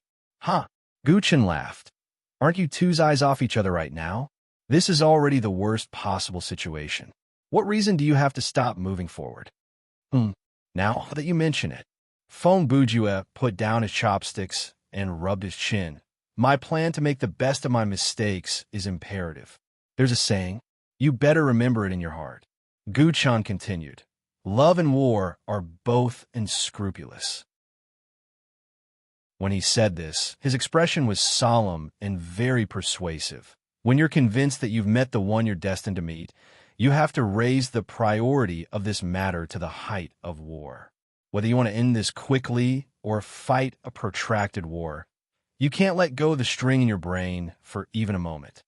As he spoke, he raised his left hand and turned it over to show the wedding ring on his ring finger to Brother Ju. This thing is equivalent to a ceasefire agreement. To you, a draw is a victory. However, it doesn't mean that you can ignore everything after the ceasefire agreement. For the rest of your life, you have to cherish the fruits of this hard-won victory. Grandmaster, Feng Bujue changed the way he addressed Guchun. He smiled embarrassedly. As for the ceasefire agreement and whatnot, for me, it's still a bit early, isn't it? If you're not in a hurry, then do as you please. At this moment, Guchun returned to his casual and calm demeanor. He passed his bowl to Feng Bujue. Give me half a bowl of rice first. Brother Ju's morale that had just been raised disappeared. Oh, coming right up. At 8:00 in the evening, Section Chief Gu, who had eaten his fill, left. Before he left, the old man explained to Feng Bujue what the dissonance after the nerve connection was disconnected was. That phenomenon was because a part of the player's soul was projected into another universe during the game. Therefore, when the connection was disconnected, the projected soul needed a few minutes to reconnect with the body. If one had to use an analogy, it was like wearing clothes in the winter. Those clothes would feel uncomfortable for a few seconds after they were put on, and they would need to move around for a while before they felt comfortable. As for why this phenomenon only appeared after Brother Ju used the non-sleep mode, the reason was simple. In fact, this phenomenon would also occur after the sleep mode was over. However, players would not wake up immediately after they disconnected from the sleep mode. They would usually have to wait for a short period of time before they would wake up. During this period of time, the discordant feeling would disappear. The guy really left just like that. After Guchen left, Feng Bujue went to clear away the leftovers and bowls on the table. He carried a bunch of things that needed to be washed into the kitchen. To put it bluntly, the guy just went to buy the ingredients for a few dishes that he wanted to eat, and the one who cooked was me, and the one who cleaned up was me as well. He didn't even help me wash the dishes. Brother Ju yelled, but he still had to wash the dishes. Although he was still complaining and looking unhappy, he was in a much better mood than he was in the morning. In fact, Feng Bujue had always been a person who didn't know anything about relationships. The so-called ex-girlfriend was just a cover for him back then.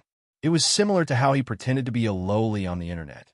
Therefore, after Ruo Yu left, Brother Ju was indeed greatly affected. Regarding this whole thing, he could not understand it no matter how hard he thought about it. But now, after being enlightened by Guchan, this experienced person, Brother Ju could be said to have seen the light and was instantly filled with motivation. I suddenly feel very inspired. When he was halfway through washing the dishes, Feng Bujue suddenly revealed a smile and mumbled softly, "Life experience is indeed very important. A little emotional fluctuation is very helpful for writing," he said to himself as he washed the dishes. "In a bit, I'll go and rewrite the script that I wrote for 3 hours in the afternoon. Then I'll write a new draft. After that, I'll think of a how to use force plan. After that, I can go play." Chapter 1160.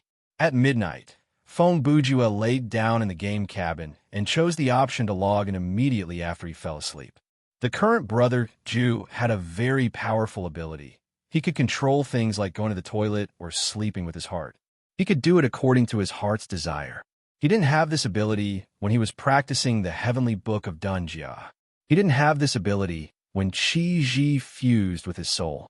It wasn't until Simon unlocked the certain power in his body that he naturally mastered this skill. Since then, Feng Bujue could fall asleep as soon as he wanted to. He could also decide when he wanted to wake up, down to the minute. Moreover, his sleep was very efficient and of good quality. He once experimented. He only needed to sleep for an hour, and he could maintain a good state for the next 16 hours. Of course, this kind of situation could be maintained for a day or two, but in the long run, he would still be tired. Access type is sleep mode. Adjusting. Adjustment complete. Please set the time to load the game or return to the superior option. Setting complete. The connection program will be started immediately after you fall asleep. Good night. These are the last 2 voice prompts Phone Bujua heard before he fell asleep.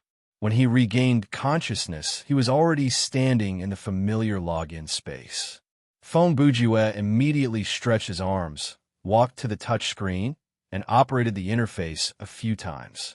He opened the social tab and found that many of his friends were online, and they were all in the in-game state. However, this was expected. Most of his friends were professional or high-level players. After these players were qualified for the limited time experience, they would definitely make good use of every minute. People like Phone Bujua who played non-sleeping mode for a few hours during the day were few and far between. For professional players, every hour of non-sleeping mode during the experience was equivalent to losing 8 hours of game time. Even if they wanted to do so, the studio would not allow it. Well, Missing is online. Phone Bujua looked at his guild members. Only Nguyen was online, and she was already in the in-game state. No one else is online. After all, Brother Ju had already messaged his friends that day. Since they couldn't queue for team mode during the limited time experience, after they came online, they would leave messages if they had anything to say, and if they had nothing to do, they would play solo. Time is limited. I'd better go queue up as well. Phone Bujua read the message on the touchscreen and prepared to join the queue for solo mode. But at that moment, he heard a voice prompt. You have not claimed the extra reward from the previous scenario. Please claim it before you start the new scenario. Phone Bujua heard that and said, yes, where's the extra reward? When he received Rat Mallet and _we in the afternoon, he was actually puzzled. Where was the place to receive additional rewards? After the storage room was refurbished, the glass tubes that generated the extra reward no longer appeared, and the drawer next to the wall. When Brother Ju approached it and used it, it didn't give him any hint about the extra reward. Since he had logged in non-sleeping mode, he didn't have time to look for it and quickly went offline. Now, with the reminder from the system, Brother Ju was reminded of this. Phone Bujua sighed. There is no information about this in the update or the FAQ. He looked at the social tab. If I ask people, they're all racing against time to clear the dungeons, and this is only the first night. Most of them probably haven't even cleared the first scenario yet. With that in mind, he clicked on the customer service option that he almost never used. A window soon popped up on the screen, and there were 2 options at the bottom of the window, voice or text input. Phone Bujua chose the voice option and pressed the record button to ask, how do I claim the extra reward from the terror rating? Then, he released the record button, and the audio was automatically saved and turned into a file. Brother Ju clicked send, but in less than a second, the reply came. Please enter Thriller Box to claim the reward. An automatic reply? Phone Bujua knew that this was an automatic reply from the system based on the speed of the reply. If it was a human customer service representative, even if the customer service representative received the audio 1 second after Brother Ju sent the message and clicked it open immediately, and then he or she had to listen to the content, think about it, and then type or voice message to reply. This series of actions would take at least 10 seconds. It was impossible for the customer service representative to reply in 1 second. So, this customer service system is quite convenient. Phone Bujua did not like to use this system because he did not like to interact with strangers. Of course, that did not mean that he was not good at it. He did not know that more than half of the work of Thriller Paradise's customer service system was done by the Photon computer. Many simple questions could be answered by the system based on keywords. Okay, 2 seconds later, Brother Ju pressed the button next to the elevator door and said, let's take a trip to the Thriller Box. Before he could finish his sentence, the elevator door opened. As he expected, the design of the Thriller Box had changed. At that moment, What appeared before Feng Bujue was a space that was less than 8 square meters. It looked slightly bigger than the elevator. There was a table and a sofa in the space. The two pieces of furniture were facing the elevator door and were fixed to the ground. On the table was a colorful gift box. The size of the box was about the size of a basketball, and the surface was an exaggerated mix of red, green, blue, and purple. Finally, I can sit down and browse through the products. For someone like Brother Jew who spent hours inside the thriller box, the change to this space was undoubtedly a great addition to the user experience. Okay, I'll sit down and see if it's comfortable or not. As Feng Bujue spoke, he took 2 steps forward and sat down on the sofa. But just as he sat down, Duong, with a sudden sound, the box on the table in front of him suddenly bounced open. A strange-looking doll with a spring attached to its lower body popped out of the box. Then, the doll let out a few strange laughs and said, "Please choose an additional reward." When it said that, a window appeared before Brother Jew's eyes. There were 3 options: frowny face 1, 4,000 skill points 2, and new skill tab 3. 1 title reset right. Chapter 1161. Oh, so the bonus reward has changed to this? When Feng Bujue saw the 3 options, he chose the first one without much hesitation, for 1,000 skill points. As for the other 2 options, they were both meaningless to him. The new skill bar could be bought with money. This was clearly stated in the patch. Even though Brother Jew was not as rich as those tycoons who could easily spend billions, he could still afford 8 figures of game coins. After the market was opened, he could buy it with game coins. Even if the 3 new skill slots cost him 3 million each, he could afford it. As for the title reset right, he had just used it that day, so he did not need it for the time being. Based on the second option, the reward should change every time, right? After Feng Bujue claimed the 4,000 skill points, he thought to himself, because there's a limit to the number of skill slots, if every embodiment of Valor rating gives the same reward, then after the players have gathered all 3 new skill slots, this option will become a completely useless option. His speculation was not wrong. The current bonus reward system had indeed changed to a system where the reward would be different every time. Now, after every scenario, the system would give out the corresponding reward based on the player's current character ability, performance in the scenario, and terror rating. Furthermore, the reward content was still optional. In the past, the system with fixed rewards would become very useless in the later stages of the game. Even if the players did not have any terror points in the scenario, in the end, the only reward they could choose was a random piece of equipment corresponding to their level. The quality of the equipment could not be guaranteed, and if they drew trash, that would be their fate. As for the remaining 2 options, one was EXP, which was useless for max-level players, and the other was money, the kind that had a limit. For those players who did not lack money, this amount of money was not that attractive. However, for those players or organizations who relied on the game to earn money, this small profit, even though it could not be said that the investment was not proportional to the profit, it was still impossible for them to earn enough money to cover their living expenses. As time passed, the setting of terror rating reward became a very unpopular thing. It felt like you had worked so hard to clear a scenario and finally got a good rating, but in the end, the reward you got was a useless equipment or some game coins. That was not something that people would be motivated to work for. Just like the system of exchanging skill points for game coins in the first version of the Thriller box, this kind of useless setting was not something that the Dream Company could tolerate. No matter how tyrannical and overbearing they were in certain aspects, when it came to the core of the game, the Dream Company still placed the user experience first.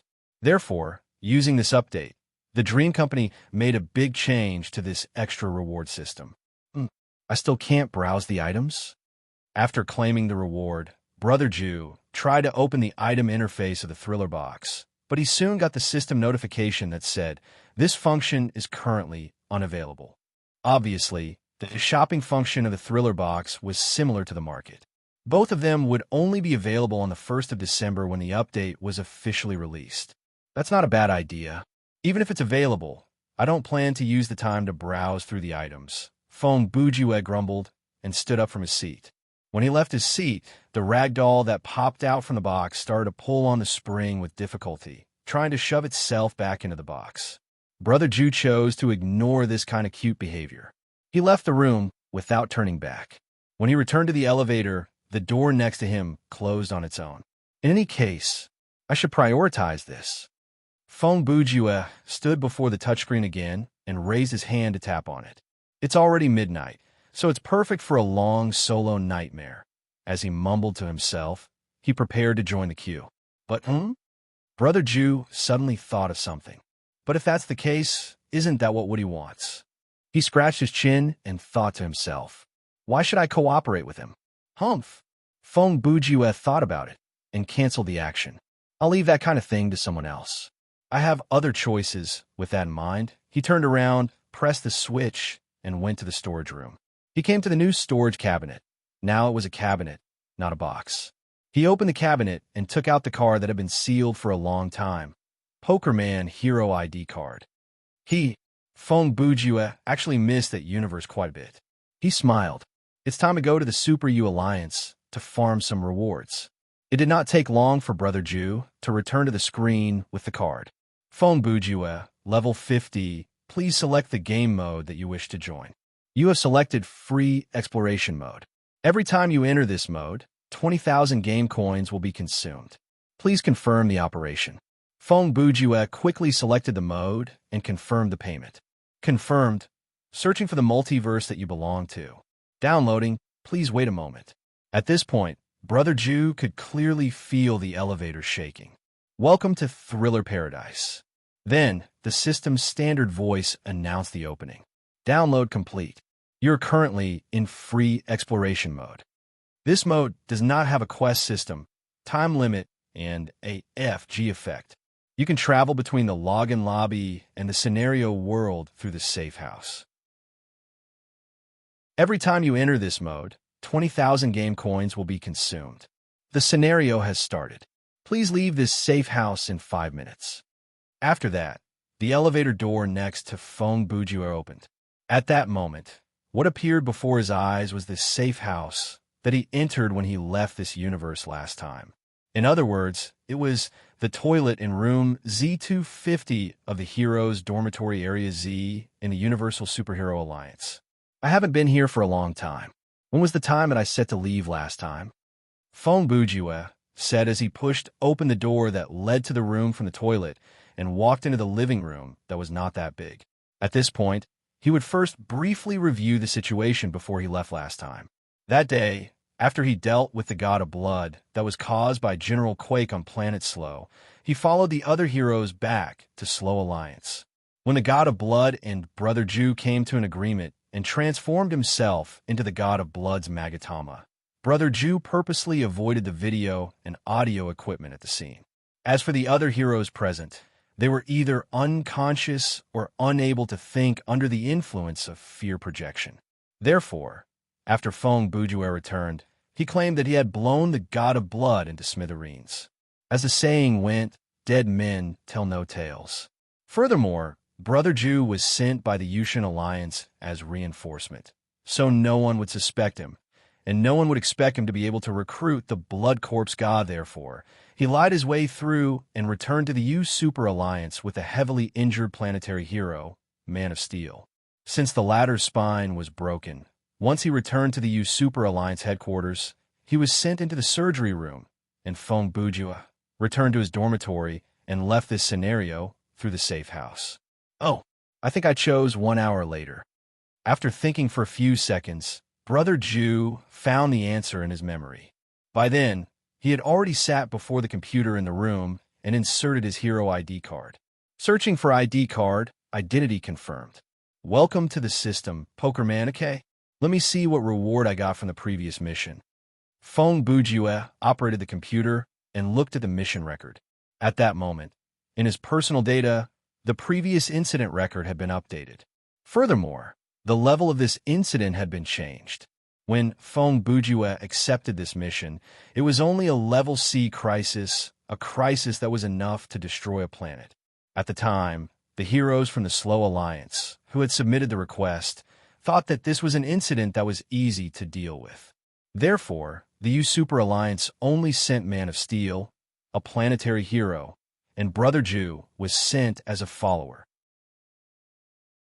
However, no one expected that, as the incident unfolded in the appearance of the Bloody Corpse God, the Slow Alliance was almost wiped out, and Man of Steel was paralyzed. Of course, with the U Super Alliance's technology, even paralysis could be cured. In the end, everyone relied on a city-level hero who had just completed the hero-level test to turn the tables. In any case, on the way back to the U Super Alliance with Feng Buju and Man of Steel, this incident had been upgraded to a Level B crisis, a crisis that could destroy a galaxy. In fact, if Brother Ju had not dealt with the Bloody Corpse God in the first place, this incident could very well have become a Level A crisis, a major crisis that could destroy multiple galaxies. However, that assumption did not exist now. That's it. After Feng Bujue read the incident report and looked at his own information, he found a very serious problem. There was no reward. So, there is no material reward for engaging in heroic activities. Brother Ju muttered. Or is material reward to be able to enjoy the various resources provided by the Alliance, so that it is more convenient to carry out heroic activities? His speculation was right. The U Super Alliance was such an organization. The so-called superheroes were a group of people. Hero was not a job, but a title. Soldiers, policemen, and mercenaries were jobs, but heroes were not. Superheroes were a group of people who, in order to uphold the justice in their hearts, or to protect something, put their lives on the line and did not ask for anything in return. Of course, there were people who had different views on this. First of all, in the eyes of most planetary governments, heroes were armed forces that were not under their control. They exercised force that was not under their control and maintained justice that was not under their control. And justice and law often conflicted. Even between justice and justice, due to different people's different understandings, there would be conflicts. Secondly, among the people, there were also many people who held the view that heroes were outside the law. They had no right to abuse their power, and they needed to be supervised. As long as there were individual differences and selfishness between intelligent life in the universe, as long as there were differences in beliefs and ideals in the universe, then such contradictions and conflicts of ideas would always exist. However, there was a natural law that would always work, and that was the one with the bigger fist had the final say. There were many people in the U Super Alliance who were ridiculously strong. They had enough power to make those people who always said that heroes are too powerful and need to be supervised unable to do anything to them. They also had enough faith to be willing to protect all the ordinary people, including those mentioned above. The 7 members of the Cosmos Super Alliance's Supreme Council were the most typical examples. They could be said to be the bright lights of the universe's good faction. It was precisely because of these great heroes that the ideology and the organization itself could continue to exist and be passed down. As for Feng Bujue, his ideology was actually in conflict with the U Super Alliance. He was definitely not great enough to protect and tolerate a group of people who always wanted to outlaw or control him. His idea was, those who think that I am a threat need to be supervised and need to be controlled. When you're faced with a situation where you need me to save you, please find a way to find those who are not a threat to you, are under supervision, and can be controlled to save you. Just don't come to me. By the way, this was just Feng Bujue standing in the position of a superhero. If he did not have the identity of a hero, he would have chosen to kill these people directly, beep beep. A few minutes later, just as Feng Bujue was about to browse the other missions, 2 notifications suddenly sounded. At the same time, an email popped up on the computer screen. Brother Ju looked at the sender. It showed that it was Tin Foil Man, and the content of the email was very simple. The coffee shop on 15th Street in the residential area has launched a new snack. If you are free, let's have afternoon tea together. Huh? Feng Bujue smiled after reading the email. Is this some kind of dirty deal? Although he said this, he quickly typed a line of words, I am free now, and clicked on the reply button. About 10 seconds later, the other party replied, then let's do it now. I happen to be near that shop. Okay, I will come from the dormitory. I should be there soon. Feng Bujue added the word should because he was not very familiar with the U Super Alliance's terrain, so he did not know how long it would take for him to arrive. Okay, I will wait for you in the shop, laugh. Tin Foil Man immediately replied. He even added a laugh. Brother Jew saw the other party's reply, and the corner of his mouth twitched. This guy is quite lively. Chapter 1162. Feng Bujue was able to recognize the way quite quickly. Since Yuchalian was not a maze, it did not take long for him to arrive at the coffee shop on 15th Street. To be honest, Brother Jew would never have guessed that this was a coffee shop if it was not for the words coffee shop written in the universal language and translated by the system on the signboard. Obviously, the coffee shop in Yuchalian was very different from the quiet and comfortable coffee shops that people on Earth had in mind. When Brother Jew pushed open the door, the first thing that entered his sight was a circular bar counter that was several dozen meters long.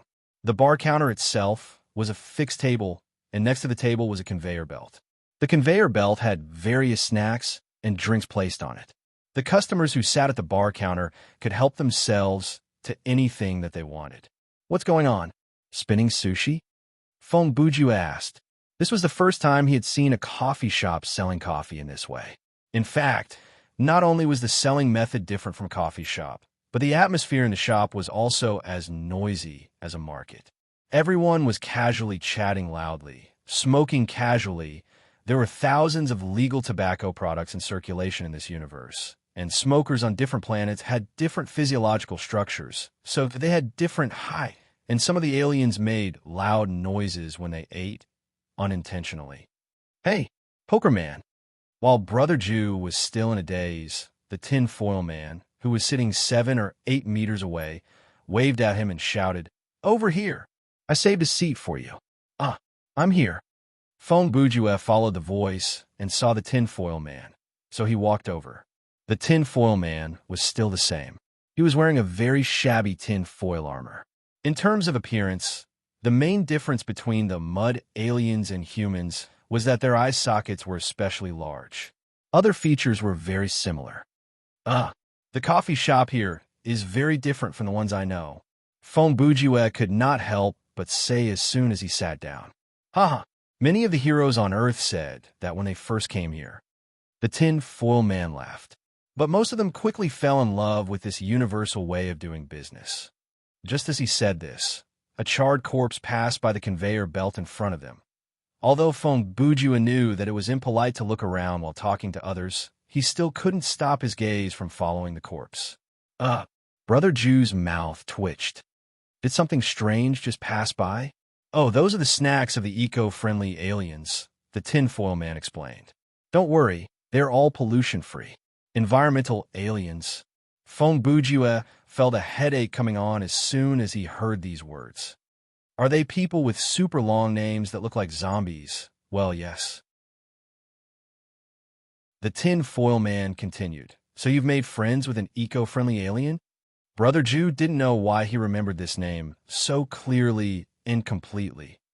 Oh, for an eco-friendly alien, that's a short and powerful name, the Tin Foil Man commented after hearing this. Ha! Brother Jew laughed twice and decided to change the topic. Well, speaking of the hero level test, you don't have to say it. The Tin Foil Man interrupted him. I know what you're going to say. He smiled and said, you can relax. Everyone in the Supreme Council knows your true strength. He paused. You're assigned to the city level. It's Toadman's idea. Consider it an additional test for you.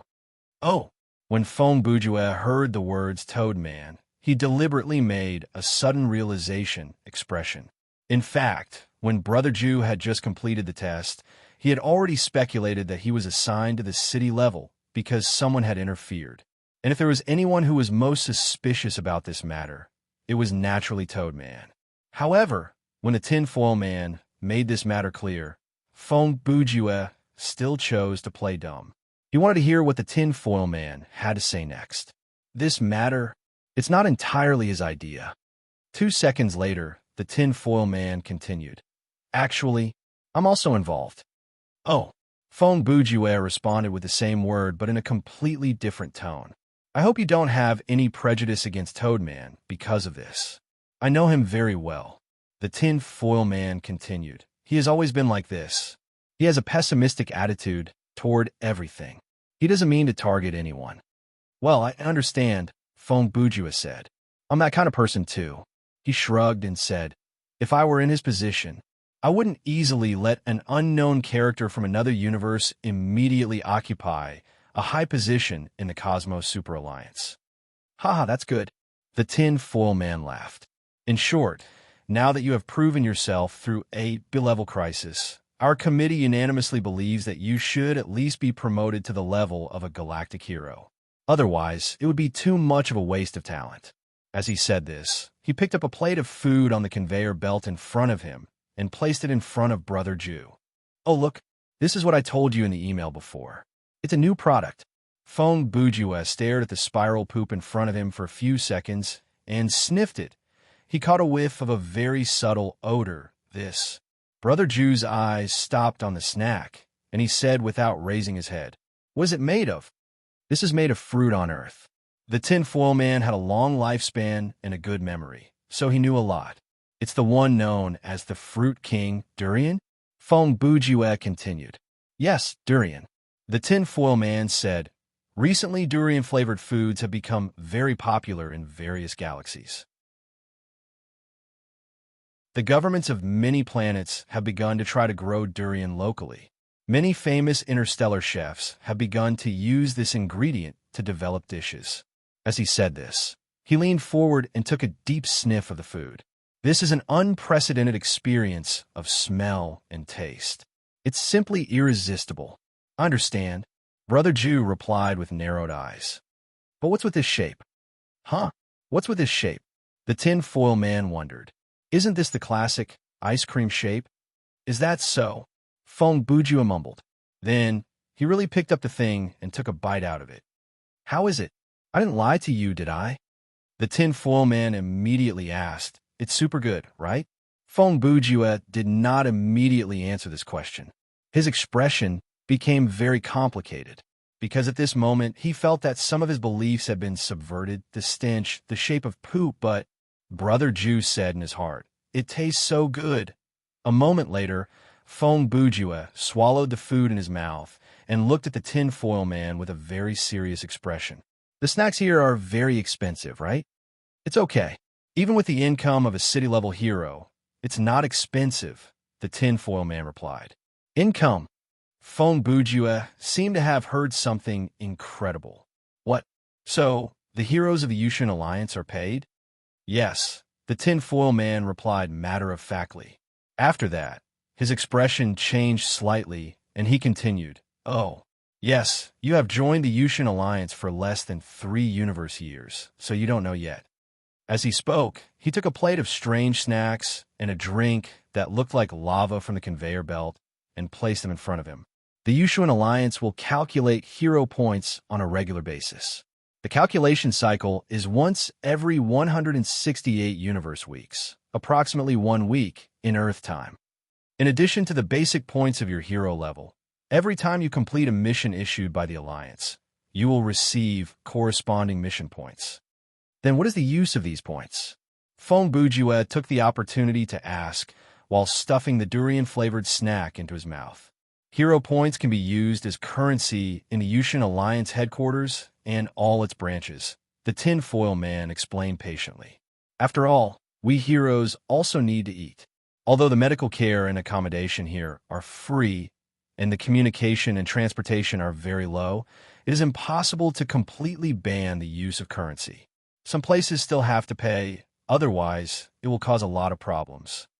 Then, the points are useless in places other than the Yushin Alliance and its branches? Brother Jew asked again. Not necessarily, the tinfoil man replied.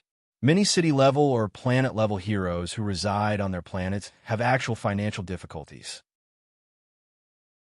For these types of heroes, the Alliance will usually arrange a job to cover their identity and convert the points into the currency of their planets according to their needs. He took a sip of the unknown drink and continued. As for heroes like you who reside in the Yushin Alliance headquarters or branches, you can definitely live a carefree life by relying on the points. If one day, for some reason, most of you want to get married and start a family or get old and weak, if you want to retire and leave the Yushin Alliance, we will convert all your remaining points into the currency you need and send it to you. Oh, I see. When Feng Bujue responded, he had already finished his plate of snacks. He didn't take anything else from the conveyor belt because he wasn't sure what he could eat or what his earthling body could digest. Of course, at the end of the day, being a hero isn't a lucrative profession. The point system is just a basic living guarantee provided by the Alliance, the tinfoil man continued. In fact, when the Yushin Alliance was first established, we didn't have the concept of reward at all, and we didn't have the distinction of hero level and crisis level. These systems were gradually perfected in the process of the Alliance's development. I can imagine, you and Toadman must have faced and solved countless problems and conflicts over the years, Feng Bujue added. Yes. The tinfoil man chewed on his snack and replied sadly. Many people envy us, the Supreme Council, for not having to go out and work, but they don't understand. Going out to the field is much easier than dealing with internal affairs. Brother Jew interrupted him and said what the tinfoil man wanted to say. Hee, you are indeed a smart and sensible person, the tinfoil man said with a smile. The tinfoil man laughed. Poker man, I have high hopes for you. Maybe one day you will occupy a place in the Supreme Council. Most heroes would be a little excited when they heard this. However, Feng Bujue didn't seem to be affected. He just replied politely in a weak tone. Ah, thank you for your kind words. Feng Bujue and the tinfoil man chatted in the coffee shop for an hour. During this hour, Brother Jew inquired about a lot of information about the Yushin Alliance and tried a few plates of strange snacks. Before the two parted ways, Kratas, the tinfoil man's name, said that he would immediately upgrade Brother Jew's level from city level to galaxy level. Feng Bujue said, I don't care about levels and points. I just want to deal with a few grade A or grade B crises as soon as possible.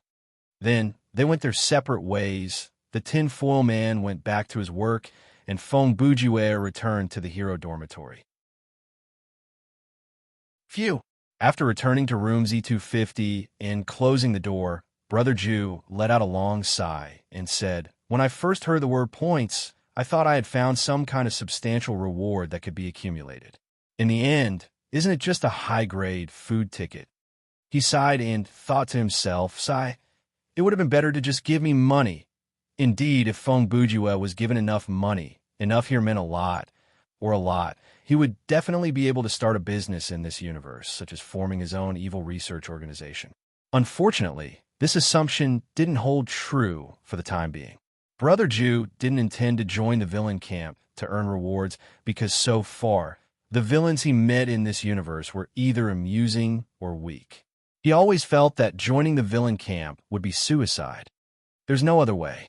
I have to deal with more high-level crises as much as possible so that I can come into contact with more high-level things.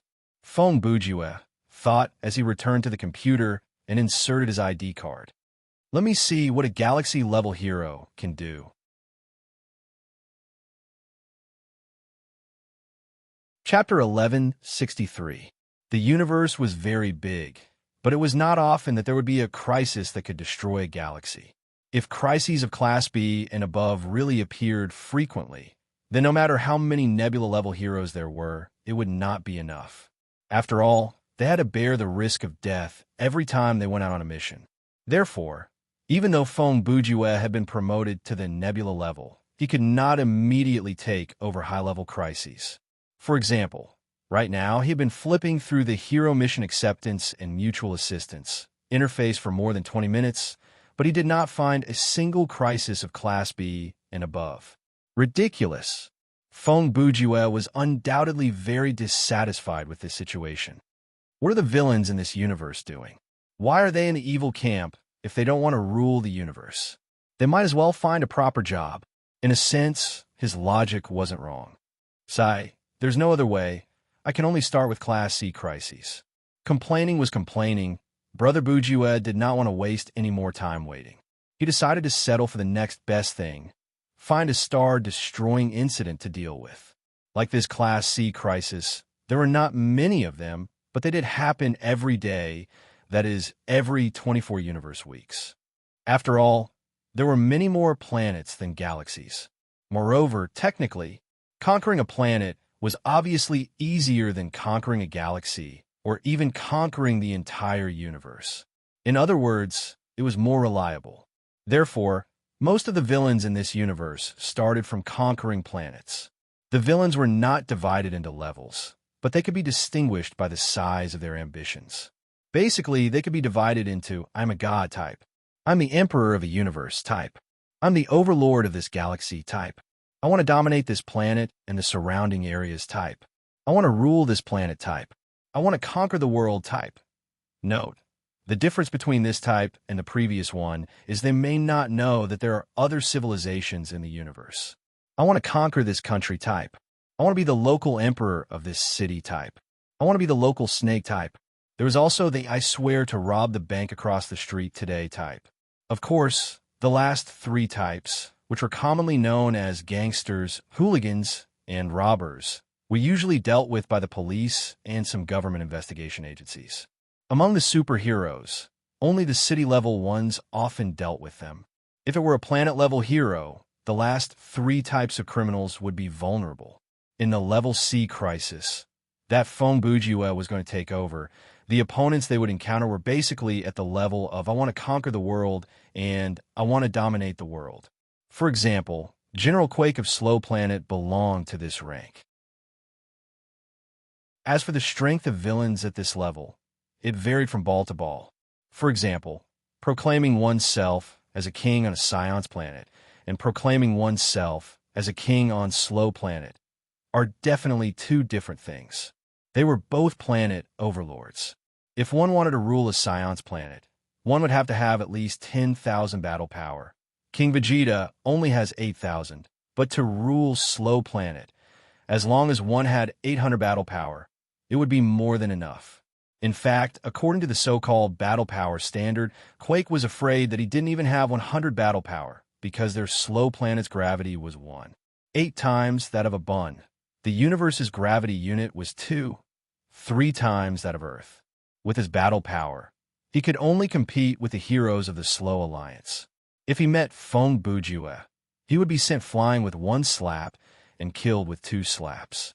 Perhaps it was also because the main opponent in the Level C crisis that Brother Ju took on last time was Quake, Blood Corpse God, was an unexpected situation.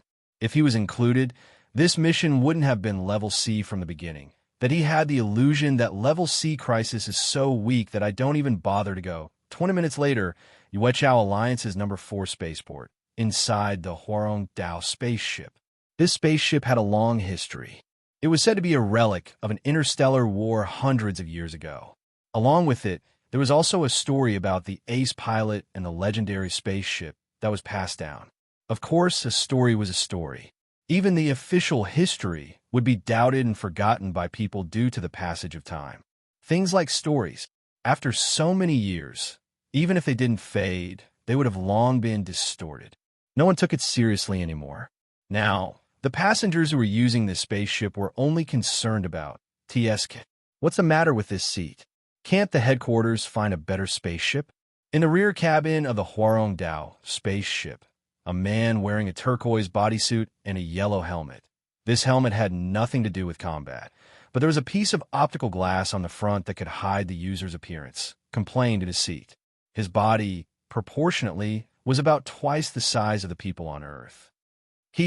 Before he finished speaking, a gorilla sitting opposite him, yes, it was a gorilla wearing a full set of metal armor, smiled and replied, "Brother Green Meteor, you're making a fuss out of nothing." It had to be said, this gorilla's voice and his appearance were very contradictory. If one only listened to the voice and didn't look at the face, others might think that the speaker was a wise middle-aged man. For an old-fashioned military spaceship like this, Comfort wasn't considered at all when it was designed. The reason why this rear cabin is so spacious is actually that it is for the armored paratroopers who were a full-body kinetic skeleton. Back then, there weren't even seats in the cabin of this kind of spaceship. The passengers were all standing in rows and were fixed in place by metal hangers. When they arrived at the target location, as soon as the bottom of the cabin was opened and the support was loosened, they were airdropped like bombs. Oomph. Green Meteor curled his lips. So, now that we have an uncomfortable seat to sit on, we have to thank the gods. Okay, what's there to complain about? At this time, another hero sitting behind them added, "Are you going to engage in heroic activities or travel?" The one who spoke this time was dressed as a cowboy. There was a golden star-shaped badge pinned to his chest. He was dressed like a sheriff in a Western movie. However, this person was also not an earthling. He had the head of a horse and the body of a human. He was strong and sturdy. His arms were as thick as a human's legs, and his legs were as thick as a human's waist. The ends of his 2 feet were hooves, which were nailed to horseshoes, and his 2 hands had a structure of 4 fingers. "Ah, forget it."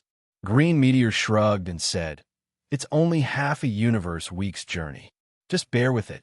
He said this and paused for a moment. Speaking of which, there's another person. The departure time was 1 universe day ago. Why isn't he here yet? Speak of the devil. Before Green Meteor finished speaking, the door between the rear cabin and the bridge opened. Under the gazes of the 3 beasts, a thin earthling wearing a purple long suit walked in.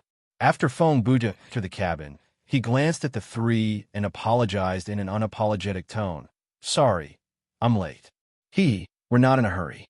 Green Meteor said unhappily, "I just don't know how many people will die on the planet in crisis this universe day." He said this out of anger because he also felt that Brother Bujua's apology was insincere. He did not expect, then if everyone dies, does that mean we don't have to go? Fong Bujua asked. Yes. Green Meteor immediately glared at him. "What are you talking about?" "It's nothing. I just thought of a possible scenario when I heard you talk about the dead."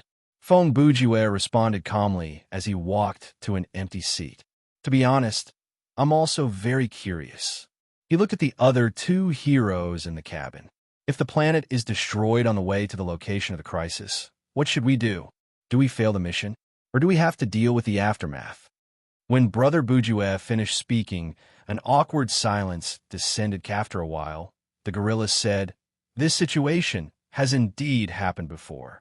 The specific handling method depends on the situation. Most of the time, we will still go as usual. At least we can rescue the survivors immediately.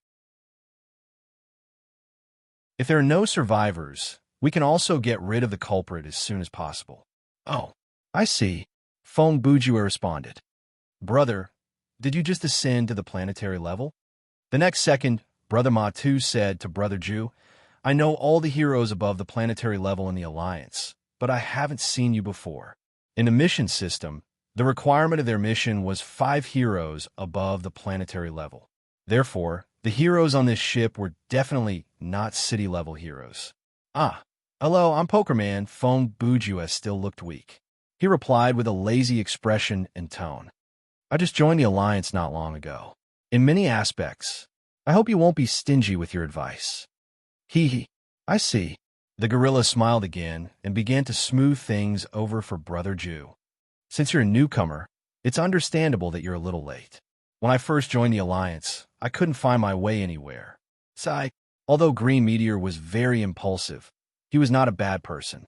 After listening to Brother Ju and the gorilla, his attitude softened. "There's no other way. You have to be careful next time. If we're late, people will really die there." Beep. Just as they were talking, an electronic sound came from the loudspeaker on the ceiling. Then, a sharp voice said through the broadcast, "Are you all seated? Then get ready to go. We're already 1 universe day behind the scheduled time. There's no time to dilly-dally." Obviously, the person who spoke was the spaceship pilot, and he was also a hero. A few minutes later, the spaceship flew out of the Alliance's headquarters and entered warp mode. In the warp tunnel, the spaceship was very stable. The people in the back almost did not feel like they were in a vehicle. At this moment, Green Meteor seemed to have thought of something. He suddenly turned his head and said to Brother Jew sitting in the last row, "By the way, newcomer, you still don't know the names of our heroes, right?" Fong Bujua heard this, thought for a second, and replied, I don't know. Green Meteor said, "That's great. We could play a guessing game." Oh, Fong Bujua's interest was piqued because he loved to play this kind of game with others. "What do we play this?" It's a very simple game. The gorilla turned his head and continued Green Meteor's words. "You can guess the names of our heroes and their abilities. As long as you can guess the names of more than half of the heroes in this mission or our abilities, you could be the captain of this mission. This is a game that is often played when all the crew members are planetary-level heroes and they are not familiar with each other." Brother Ma too added, "How about it? Poker Man, do you want to play?" "Okay, I'll give it a try." Fong Bujua smiled and said, "By the way, I don't have to guess the name of the spaceship pilot, right? I haven't seen him since I got on the spaceship." Before the three people in the cabin responded, the voice of that person came through the broadcast. "No need." It seemed that the back of the spaceship had been under surveillance. Brother Jew laughed dryly and then looked at the gorilla. "Then I'll guess yours first." "Sure." The other party also replied with a smile. "How many chances do I have?" Fong Bujua asked. "You can guess the ability or the hero's name. You have 4 chances in total," the gorilla replied again. "Gorilla Man? Armored Gorilla? Gorilla General? Gorilla Captain?" Then, Fong Bujua guessed 4 times in a row, and all of them were guessing the hero's name. Sorry, I was so close." The gorilla laughed. "My hero's name is Banana Addict." The moment he heard those 3 words, the corners of Fong Bujua's mouth twitched twice, and he complained in his heart. "How is that so close? It's so F***ing close, okay? If I have to make an analogy, it's the difference between human and psychopath." "Okay." Fong Bujua turned his head helplessly and looked at Green Meteor. "I guess you are Cucumber Man?" "No." Green Meteor shook his head. "Green Giant?" Brother Jew guessed again. "I'm relatively thin in my tribe." Green Meteor said. "Mutated Tadpole?" Fong Bujua asked again. "Who would use this hero's name? It sounds like a victim of some kind of accident." Green Meteor complained. Fong Bujua touched his chin and pondered. Just when everyone thought that Brother Jew was going to declare the game a failure on this question, unexpectedly, your ability is obviously stronger than the body functions of your tribe. He suddenly stopped guessing the hero's name and guessed the ability. And he guessed right.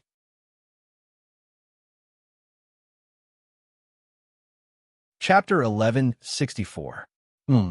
Green Shooting Star was startled, and from a certain perspective, it was a confirmation that Brother Jew had guessed correctly. "How did you come up with that?"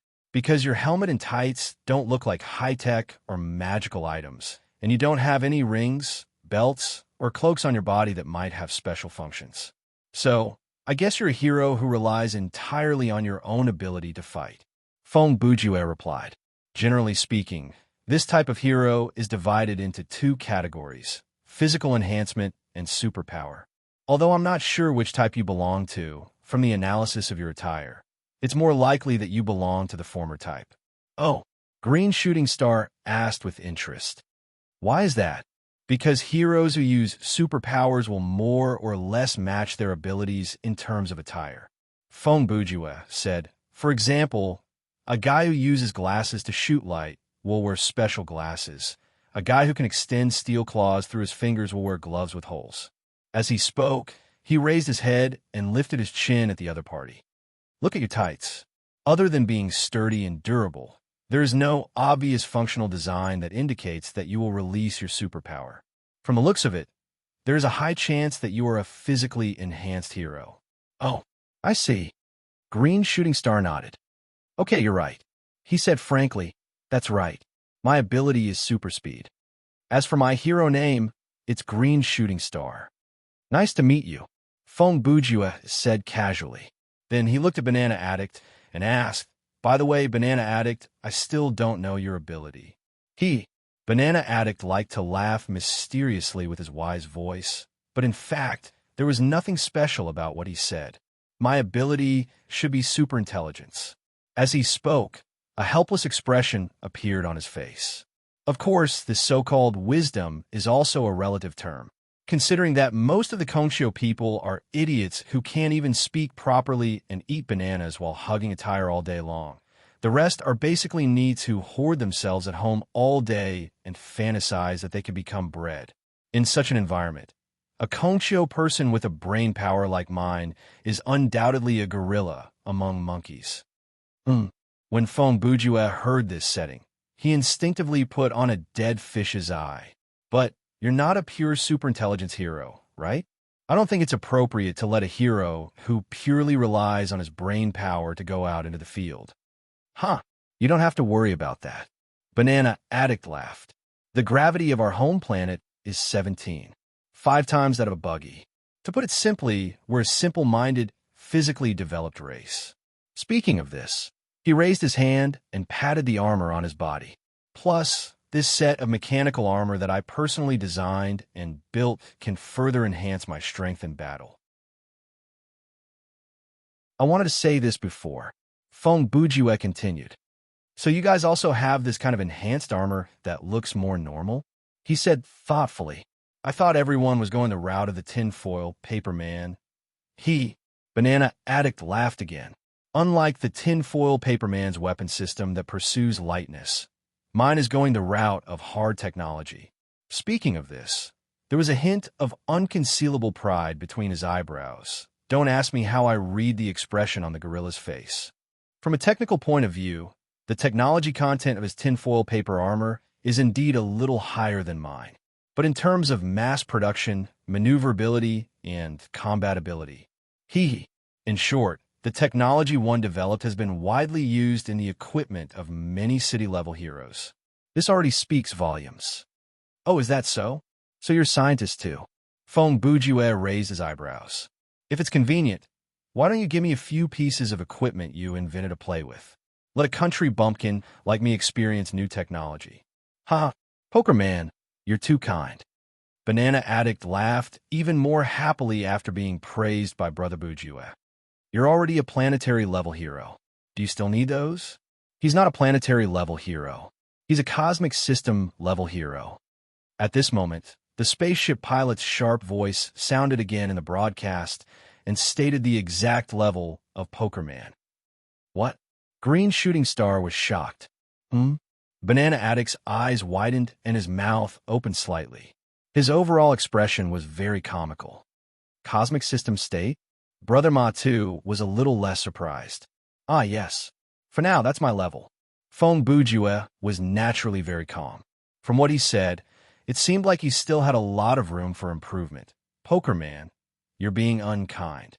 A few seconds later, Green Shooting Star came back to his senses and said, Why didn't you tell us earlier that you're a cosmic system-level hero? Banana Addict added, Yes, according to your level, you should be the captain of this mission. I didn't deliberately hide it. Fong Bujue pursed his lips and replied, It's just that you guys didn't ask. When everyone heard this, they looked at each other. Indeed, Brother Ju had never mentioned his level before. It was just that this mission required 5 planetary-level heroes and above to participate, and Fong Bujue happened to be a newbie, so the 3 of them naturally thought that he was a planetary-level hero like them. After all, there weren't many planetary-level heroes, and almost every one of them was a well-known figure in the U-Super Alliance. If Brother Ju was directly recognized as a planetary-level hero through the hero-level test, the news would spread faster. However, Brother Ju took the route of operating behind the scenes, so there weren't many people in the U-Super Alliance who knew of the existence of a planetary-level newbie like him. Now that you mention it, it seems like we're talking to ourselves. Banana Addict laughed, but this time there was a hint of awkwardness in his smile. You don't have to mind that kind of thing. Fong Bujue's attitude had not changed from the beginning to the end, but from the sound of it, his attitude was no longer condescending, but a kind of normal. Let's continue with the guessing game, Fong Bujue said. Is this necessary? Brother Matu asked. According to the rules of the U Super Alliance, if there's no special reason, the mission should be handed over to the higher-level heroes. That's easy. If I can't guess correctly, I'll just appoint you guys to be in charge. Feng Bujue shrugged. If you want a reason, I'm a newbie and have no experience in commanding missions. That should be enough. Umph. Brother Matu smiled for the first time. Don't ask me how I smiled. Okay, then let's continue. You have 4 chances. As long as you can guess my hero's name or ability correctly, you've guessed more than half of the time. You win. Feng Bujue muttered to himself for a few seconds. He sized up Brother Matu and said, Sheriff Horse. Brother Matu shook his head. Super Horse? Not at all. Brother Matu denied. Okay. Feng Bujue continued to make a guess. Is your power the ability to run very fast? That depends on who I'm competing against. When Brother Matu answered this question, he glanced at Green Shooting Star and Banana Addict. According to the principle of horizontal comparison within the same race, my speed can't be considered a superpower. At most, it's at the level of a top athlete. But if I'm competing against those who were born in an environment with a buggy that's less than 5 times the speed, then I'll be unbelievably fast. Understood. Feng Bujue nodded. In other words, I guessed wrong. You still have one more chance, Brother Matu said. Then, Brother Matu observed for a while and said, You're especially good at shooting? After he said that, Brother Matu hesitated for a moment before replying, If you put it that way, you're not wrong. Feng Bujue saw that Brother Matu was in a difficult position, so he said, Why don't you tell me the answer, and then we'll see if I'm right. Brother Matu replied, My name is Cerezo. My ability is to transform into a gun. When he heard this answer, Feng Bujue thought, Why aren't you called Megatron? Also, why does the name Cerezo sound so familiar? At that moment, Brother Ju immediately rummaged through the attic of his memory. In the end, he found a name that was close to his name, Seraphon. Don't ask me how Brother Ju was able to tell the difference between Seraphon and Seraphon through pronunciation. In fact, this name should be regarded as the product of a translation accident, but many similar mistakes have become a characteristic after the precipitation of time. The character Cerezo was a horse that could transform into a human.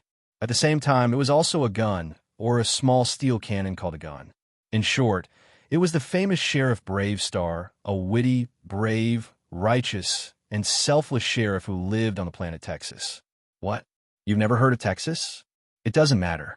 Before today, I've never heard of any mount, weapon, and companion of the empty Autumn Star. Let's not talk about the story of Cerezo and the sheriff for now. Although those stories are very educational and romantic, there's no time to explain it now. Everyone, get in the car. Oh no, get on the horse. Let's talk about this Cerezo in front of us. In fact, this Cerezo was a direct descendant of Cerezo, but he didn't stay on Texas. Instead, he drifted through the stars from a young age. After the age of 15, he settled on a planet very similar to Texas, Arizona, and became a sheriff. Many years later, due to Cerezo's outstanding performance, all the bad guys on Arizona were brought to justice and transformed into expendable ammunition. With this great achievement, Cerezo was awarded the title of Sheriff for Life by the local government, and then he was kicked out of the planet. To make a long story short, after that, he came to the U Super Alliance to work hard. After many years, he became a planet-level hero. Because he had always been active with his real name when he was a sheriff, his hero name was also Cerezo. After thinking for a full half a minute, Feng Bujue finally said, I guess I guessed wrong. He pointed to the holster on Cerezo's waist. I saw this holster, so I guess that you're a good shot, but I think that has nothing to do with your real special ability. He spread out his hands. Okay, I admit defeat. The captain of this operation will be chosen from among you. Then there's no need to choose. At this second, the sharp voice on the broadcast sounded again. Before you came on board, I was the only choice for captain. Feng Bujue had long wanted to ask. I haven't asked.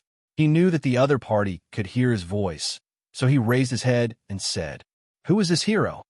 I'm Flea Man. The mysterious pilot finally reported his hero name. 20 minutes later, Hwarong Daoist successfully arrived at the destination of this trip, Planet Park. Although the name Planet Park sounded like a place that could make people relax, in fact, this was a well-known, dangerous place in the universe. Although Planet Park was smaller than Earth, its gravity was 5 times that of Earth. Planet Park itself had no indigenous people. It was a pure colonial planet. Here, there were colonists from several nearby galaxies and dozens of planets. According to the interstellar law, they could indeed colonize planets with such unintelligent creatures, and their development and use of the planet were equal. However, because these aliens had different habits, cultures, and hobbies when they shared the planet, many irreconcilable contradictions gradually appeared. To be honest, if a war really broke out between these guys, it would be easy to deal with them. The Interstellar Alliance could punish them according to the laws and regulations related to war. Unfortunately, what happened on this planet had nothing to do with the government. It was all civil conflicts. Ordinary civil conflicts were not a big deal, but the races involved in the conflict were all species with strong combat power. The main ones were the 3 major races: the naughty child aliens, the square dancers, and the beggars. In addition, there were about dozens of races from other galaxies that were also here to join in the fun. It could be said that this mission was very difficult. From the lineup sent by the U-Super Alliance this time, it could be seen that 5 planets or more was the basic requirement. The key was that these 5 were all very good at fighting, and the mastermind behind this lineup was Toadman.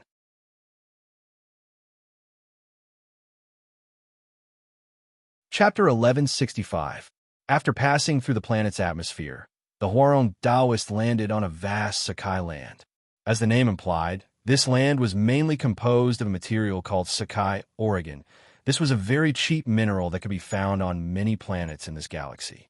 Although Sakai ore was widely used, it was still not a rare mineral. If one had to compare it with the material on Earth, its value was only slightly higher than ordinary soil. Woo, woo.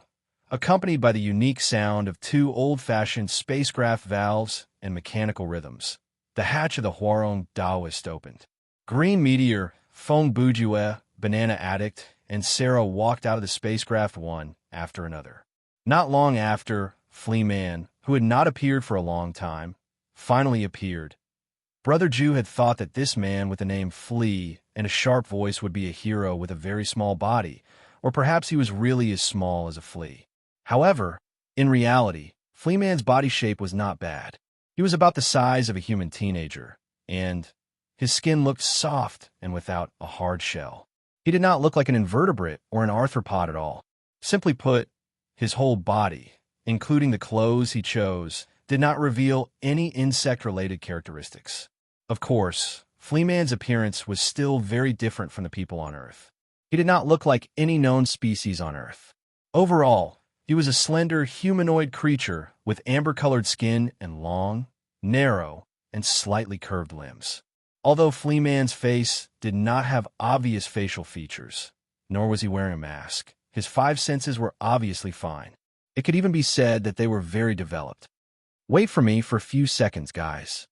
After Flea Man walked out of the spacecraft, he waved to the other 4 heroes, then lowered his head and began to operate a remote control device in his hand. Beep, beep, beep. Flea Man had 6 dexterous, hook-like fingers on each hand. After a quick operation, he used the remote control to turn the spacecraft into invisible mode. After the huge spacecraft disappeared in a flash of light and shadow, Flea Man said, "The coordinates of the spacecraft are star latitude 189, star longitude 9,712. He looked up at his teammates. "My memory is not good. Help me memorize it. If I lose the remote control and forget the coordinates, or if I die, you know what to do." From this sentence, it was not difficult to see that Flea Man was a pessimist and a very pragmatic person. He did not like to beat around the bush, and he did things quickly and decisively. Regarding these few points, Feng Bujue admired them. Don't worry, Banana Addict replied immediately. "I've memorized it."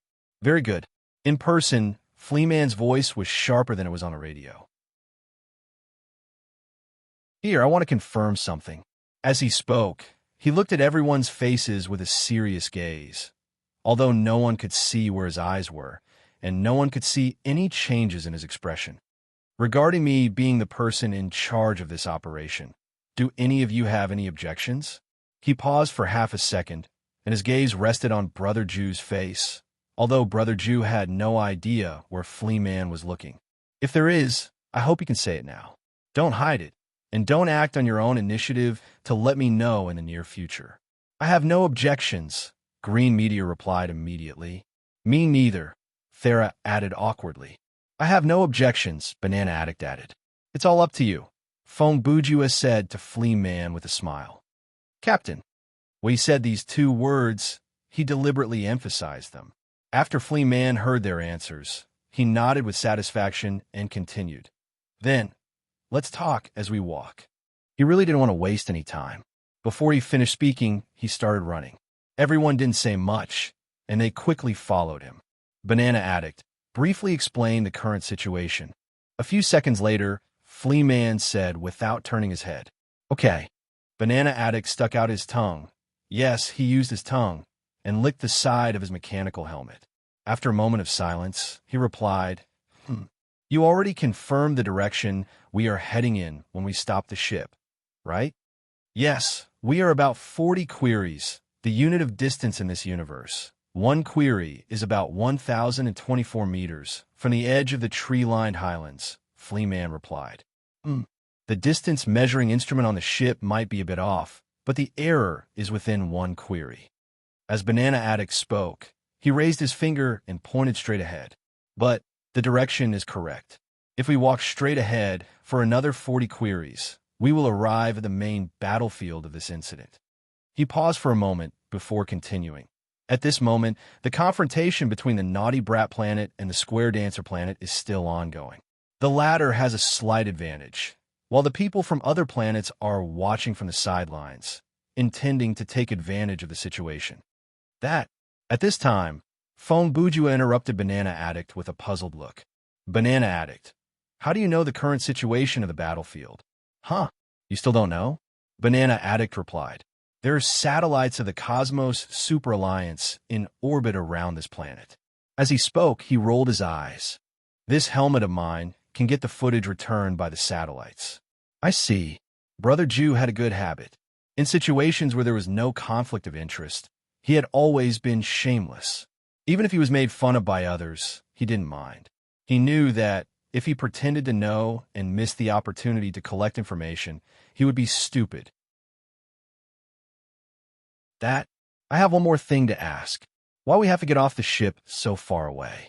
Because there are beggars over there. This time, it was Fleaman who answered him. The beggar's detection and anti-detection abilities are one of the best in the universe. Even if we chose an old model of spaceship with a more difficult signal to identify, this distance is the limit. If we get any closer, there's a possibility of us being discovered. Oh, Fong Bujua responded. Then he asked, Then how about we parachute from the air 40 queries above the ground? This is fast and labor-saving. As for the spaceship, we can choose to hover. Before he could finish his idea, the others laughed. Ha! Poker Man, you're thinking too much. Green Meteor laughed. Even I know that the hovering system of the old spaceship consumes a lot of energy. If we let Huarong Taoist hover, I'm afraid it will be forced to land automatically due to insufficient power in less than half a day. Also, a height of 40 queries is already in the middle layer of this planet, the middle layer of the atmosphere here. If we jump out without any protective equipment, we will be frozen into popsicles in an instant, Sarah said. Sarah continued awkwardly. Even a semi-mechanized body like mine may not be able to make it, let alone flesh and blood like you. Besides, then Banana Addict added, for the 5 of us, a distance of 40 queries is just a blink of an eye. Ha! Ha! Fong Bujua laughed a few times and replied, That's true. In fact, Brother Jew thought, even if we run at 120 kilometers per hour, it will take 20 minutes. What do you mean by a blink of an eye? Just how strong are you guys? Indeed, in terms of instantaneous speed, Fong Bujue was definitely not below any of the four beside him, but running at high speed continuously for a long time was difficult. After all, Brother Ju was a player, and players were bound to face the problem of the upper limit of their physical value. Poker Man, 2 seconds later, Flea Man spoke again. He turned to Brother Ju and said, "Although you're a galactic hero, a newbie is still a newbie. Allow me to sell my experience and give you a suggestion. Please advise." Fong Bujue was very happy to listen to this information. In the future, after you accept a mission in the system, you can immediately go to the database of the U Super Alliance to retrieve some knowledge related to the mission and download it into your Hero ID card, Flea Man continued. For example, the history of the planet where the crisis occurred, the related races, the cultural background, and so on. With your authority, you can basically retrieve all of these. He paused for a moment before continuing. For example, for this mission, if you downloaded the information beforehand, you can quickly read it on the way here and learn a lot of things from it. For the common sense questions, just now, we don't need to tell you, you'll know. "Oh, I see," Fong Bujue replied with a serious expression. Brother Ju really needed this kind of explanation because the self-service terminal of the U Super Alliance was very complicated, and there were many uses for the Hero ID card. There was no manual yet. Although Fong Bujue knew that he could access the information, he did not know that he could download the information into the card. When he accepted the mission, Brother Ju did not stay in the dormitory to check the information because the gathering time was very tight.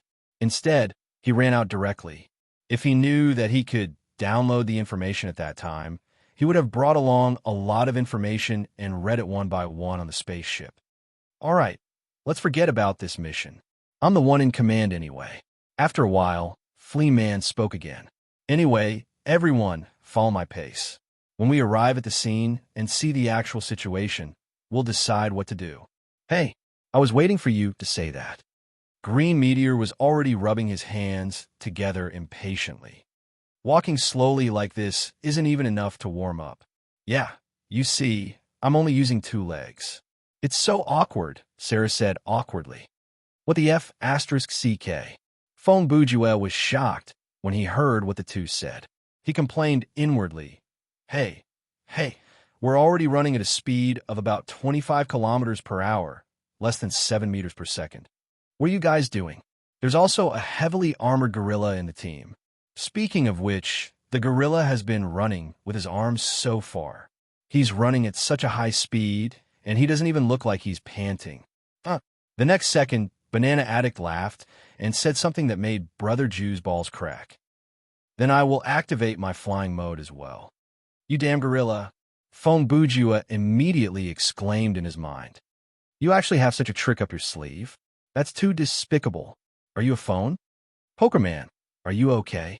Flea Man saw that Brother Ju didn't respond, so he asked to be on the safe side. "Ha, you gotta be kidding." Green Meteor laughed. "A galactic-level hero will be left behind by us? How is he going to chase after the criminals then?" Even Sarah, who didn't like to laugh, laughed awkwardly. "Yeah, even if he can't catch up with us by running, he can still fly or teleport." As he spoke, he turned to look at Brother Ju and said, "Right, Poker Man?" Fong Bujue stared at him with his dead fish eyes and said, I'll just run." At this point, this was the only answer he could give. Flea Man nodded and his eyes, yes, he had eyes, sharpened. "Then let's..." Just as these 4 words came out of his mouth, a dark blue liquid was secreted from the surface of Flea Man's body at high speed. This liquid solidified almost as soon as it seeped out of his skin, and in an instant, it converged into a blue shell. "Let's run." When Flea Man said the second half of the sentence, he was like a cannonball that shot into the sky. With a bang, he bounced off the ground and flew very far in the blink of an eye. Easy. Green Meteor saw this and snorted coldly. Then he began to move his body faster. Squeak, squeak, squeak, in a gradually accelerating sound of his joints rubbing against each other. This guy, who was twice the size of an ordinary person on Earth, transformed into a green shadow and instantly chased forward. After him, Sarah and Banana Addict also showed their abilities. One of them transformed into a horse and galloped forward with all four hooves on the ground. The other simply flew up, and with the help of the propulsion device on his back, he dashed out at Mach speed. These are a bunch of F***king animals. Fong Bujua looked at the three silhouettes that were flying away. They didn't even give him a chance to fool them. He was really helpless. At this point, he had to think of a way to save himself. Although void treading had the special effect of increasing the maximum running speed by 2 times, for this kind of long-term endurance running, average speed and saving stamina were the most important things. In this regard, void treading was actually not as good as Brother Ju's first footwear equipment, Jazz Dance. The latter's special effect of increasing the maximum running speed and greatly reducing the consumption of stamina points when walking or running for a long time was simply perfect to use here. Unfortunately, this assumption was not valid. What should I do? Brother Ju sped up and chased after them while thinking to himself, do I have to shave my head to catch up? Indeed, if he used Chuck Norris's razor, he would definitely be able to easily catch up and run the distance of 40 acres before everyone else without panting. However, it was undoubtedly inappropriate to use this trump card at the bottom of the box here. Fong Bujua looked at the shadows that were getting farther and farther away in front of him and quickly estimated his running speed and stamina points consumption rate. After thinking about it for 10 seconds, he made a decision. Activate Descent of the War Demon.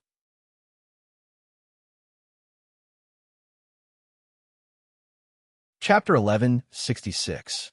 Darkness. Deja Vu Darkness. After the title skill was launched, Fong Bujua instantly came to a black space. Time, space all stagnated at this moment. An invisible thing called nothingness quietly seeped into Brother Ju's bone marrow, trying to crush his consciousness. However, Fong Bujua was not affected at all. It finally came. After an unknown period of time, a cold voice came into Brother Ju's ears. The moment the voice sounded, light appeared. It was a black light. In the darkness, a black light appeared. It was an indescribable, unusual scene. This strange scene made of black and black, darkness and gloom. Ordinary people could not see it clearly. However, Brother Ju activated the data view. He could see it clearly. At this moment, he saw a black human silhouette slowly walking toward him. In the blink of an eye, it was in front of him. How did you come in? In the next second, Brother Ju asked a very strange question. This question was, of course, very strange. Normally, he should ask, how did I come in? But the way he asked, it was as if the other party was the guest. What? Do-mo, who was covered by the black light, immediately stopped and responded, can you still recognize where this is? Heh. Fong Bujua chuckled and replied in a matter-of-fact tone, even if you dyed this place black, this is my temple of thought after all. There's no reason I can't feel it, right? Do-mo heard this and muttered, not bad. His evaluation, it was unknown what he was referring to. You're not bad. Same to you. Brother Ju continued, Your Excellency is also quite powerful. Even if you have lost nearly half of your power, you still have such power. I don't need your praise. Do-mo continued. I want you to fulfill your promise. Now, the tone of War Demon's speech had become much more normal. After leaving the gate of nothingness, he, under the influence of the system, had changed the use of words like I and the like. Don't worry, Fong Bujua said. It's not a coincidence that we met here. I know, the War Demon replied. You used the so-called War Demon descends again, right? His words had already revealed a very important piece of information. Oh? Brother Ju's tone immediately changed. It seems that you have a deeper understanding of us travelers from another world. Not really. In our universe, the ones who know you the best are undoubtedly those people called anomalies. He paused. And what I know, I learned from the Count of Script and King Dianlai. Fong Bujua's expression turned serious. You can rest assured, Do-mo said in a relaxed tone, I didn't kill them. He seemed to have seen through Brother Jew's thoughts and said, "Destruction is just a means, not the goal. If your two accomplices died, I would be very troubled." "Accomplices?" Brother Jew said. "Heh, I'll take it that way." He smiled and changed the topic. "Okay, let's not talk anymore. I still have something to do." As he said that, he reached out and the black orb, unpredictability like ink, suddenly appeared in his palm. "According to our agreement, this is for you." Doemo was indeed the demon of demons. When such a life-threatening object was placed in front of one's eyes, it was hard for anyone to remain calm. Even if one did not immediately take it, one's expression would still change. However, Doemo was unmoved. He looked at the orb calmly, which was his third eye, and then said slowly, "Aren't you afraid that once I get this, I'll kill you immediately?" "I'm not afraid," Feng Bujue said. "You know very well that I'm just a projection. Killing me is a futile effort. What if I say, I can bring you permanent loss?" Domo's next sentence was undoubtedly a checkmate for Brother Jew. "Ha! Ha ha!" Brother Jew heard that and laughed out loud. As he laughed, he grabbed one of Domo's hands and placed the orb in his palm. "You're not bad yourself. Not bad at all." After that, Feng Bujue took 2 steps back and opened his arms. He put on a posture that said, "You can do whatever you want." Doemo saw that and hesitated for a moment. He had to admit that in this mutual test, he did not gain the upper hand. Perhaps the times have really changed. He stared into Brother Jew's eyes. "Feng Bujue, in this new era, there are many interesting people like you. You have allowed me to see beyond the pure chaos and order. There are endless possibilities." Then the strongest demon from the ancient era, Feng Bujue, followed the man's words and asked, "Which possibility will you choose?" "I'm also looking for the answer." Doemo replied, "I still need." When he said that, he raised his hand and embedded Nana Ruyin into his forehead. Time.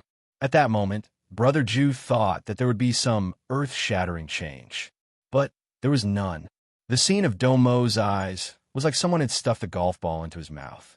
The person standing behind him probably had no idea what was going on. Had you put the eyes back?"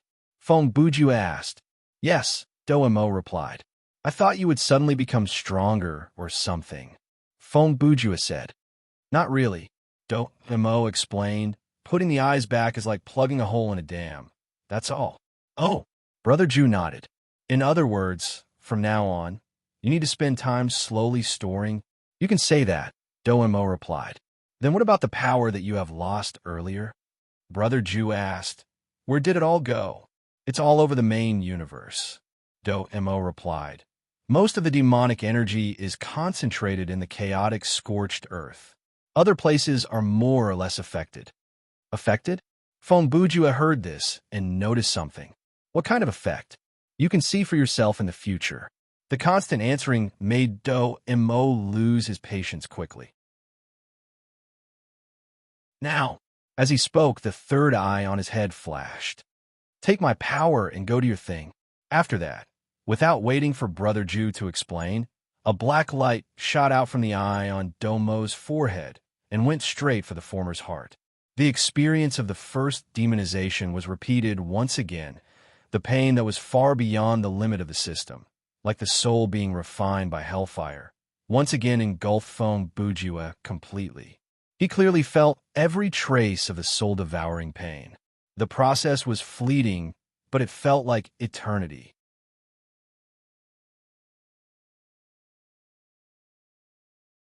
Chapter 1167. When Feng Bujue came back to his senses, his body was surrounded by black combat energy, and the extreme pain from before had disappeared. "If I can run 40 kilometers in 3 minutes." As Feng Bujue was calculating in his mind, he had already rushed out. Whoosh! Under the cover of the magic combat energy, he was like a black fireball skimming across the ground. The first one to be overtaken by him was Sarah, who didn't even see what passed by him. It wasn't until 5 seconds after Brother Jew passed by that he finally realized. "Is this Poker Man?" Whoosh! The second one to be overtaken by the black fireball was Banana Addict. When the gorilla heard the sound of the wind, he immediately reacted. His vision barely managed to follow Brother Ju's figure for 2 seconds. In those 2 seconds, although the motion capture system of his helmet couldn't analyze the other party's energy nature, energy output principle, or movement pattern and other information, but the speed was still measured. It was about 1,000 corns per hour. Whoa, not bad. Cold sweat was dripping down Banana Addict's forehead. Although the maximum speed of my armor can increase to 1,300 corns per hour, which is about a bit faster than Mach 1, if I fly at that speed, I will run out of energy very quickly. The Tinfoil Man's armor is faster than that, and it has a perpetual energy source. He thought to himself, Poker Man seems to be moving with his own ability. Whoosh! After another 2 seconds, Feng Bujue passed by Green Meteor. F***CK. Green Meteor was shocked. Is this the power of a galactic level? The last one to be overtaken by Brother Ju was Flea Man. When Feng Bujue passed by him, he even shouted, Sorry, I'll go first. Because he was running too fast, he could only say this much. And this was when he was close to Flea Man and was relatively still. 3 minutes later, at the border between Tree-Lined Highland and Sakai Land. Ha! Feng Bujue purposely found a place where there was no one around and lay down on his back, gasping for breath. In the 3 minutes of descent of the War Demon, his life points were considered to be at 300%, his stamina and spiritual energy points were unlimited, and his physical abilities were also multiplied. Therefore, he was able to use that kind of amazing speed to rush his way. However, once the 3-minute time limit was up, his life points would be at 1%, his stamina points would be at 0, and his sorcery points would be at 0. In the next 5 minutes, he would be immune to all medical skills and buff consumables. Simply put, no matter what, he had to lie down for a few minutes under the mental impact of having his stamina and spiritual energy depleted. To be honest, this was very dangerous. If a hostile creature passed by, even a poisonous scorpion could kill Brother Ju, who only had 1% HP left. But he had to do this. If he were to use his normal ability to run that 40 quads, there would only be 2 outcomes. First, he would run with the 4 planetary level guys, and then run out of energy halfway and die. Second, he would run at his own pace, and by the time he reached his destination, it would be too late.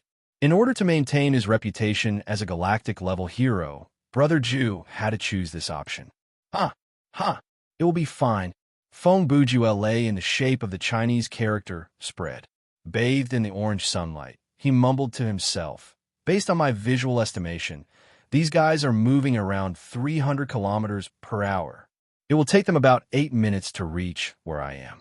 Minus the 3 minutes that have already passed, I can rest for another 5 minutes.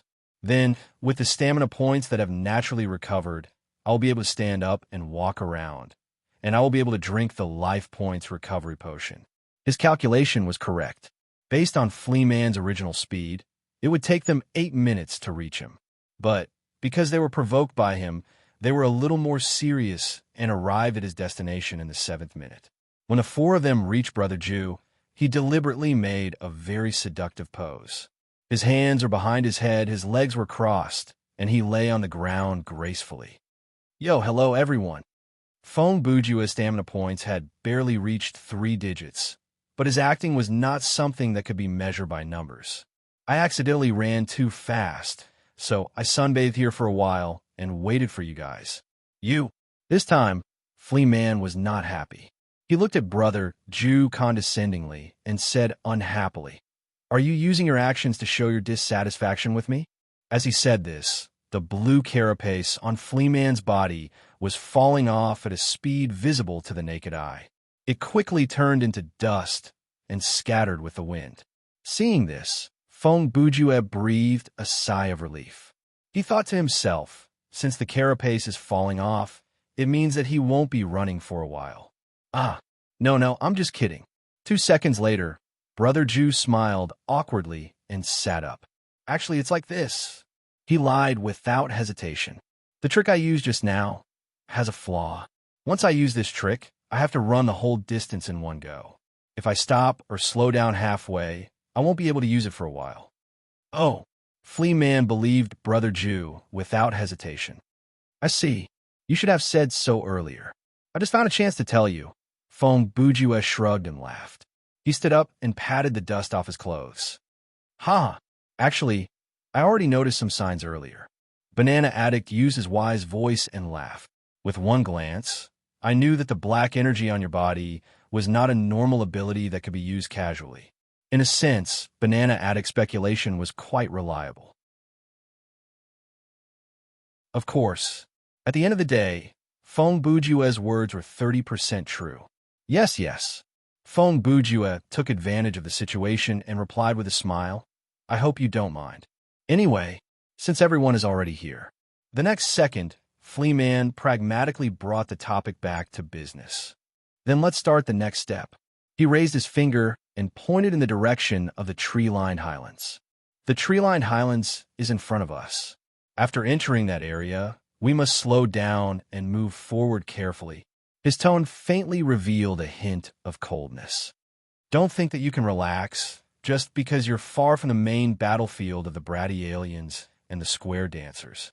You should know that those aliens who stay in the surrounding area of the highlands and lurk in the dark may be more dangerous than the two major aliens on the battlefield, especially the beggars. I've already mentioned their reconnaissance ability, and their territorial awareness is second only to the square dancers.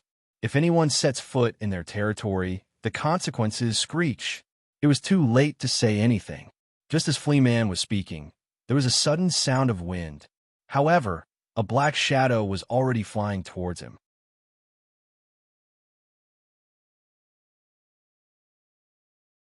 Chapter 1168.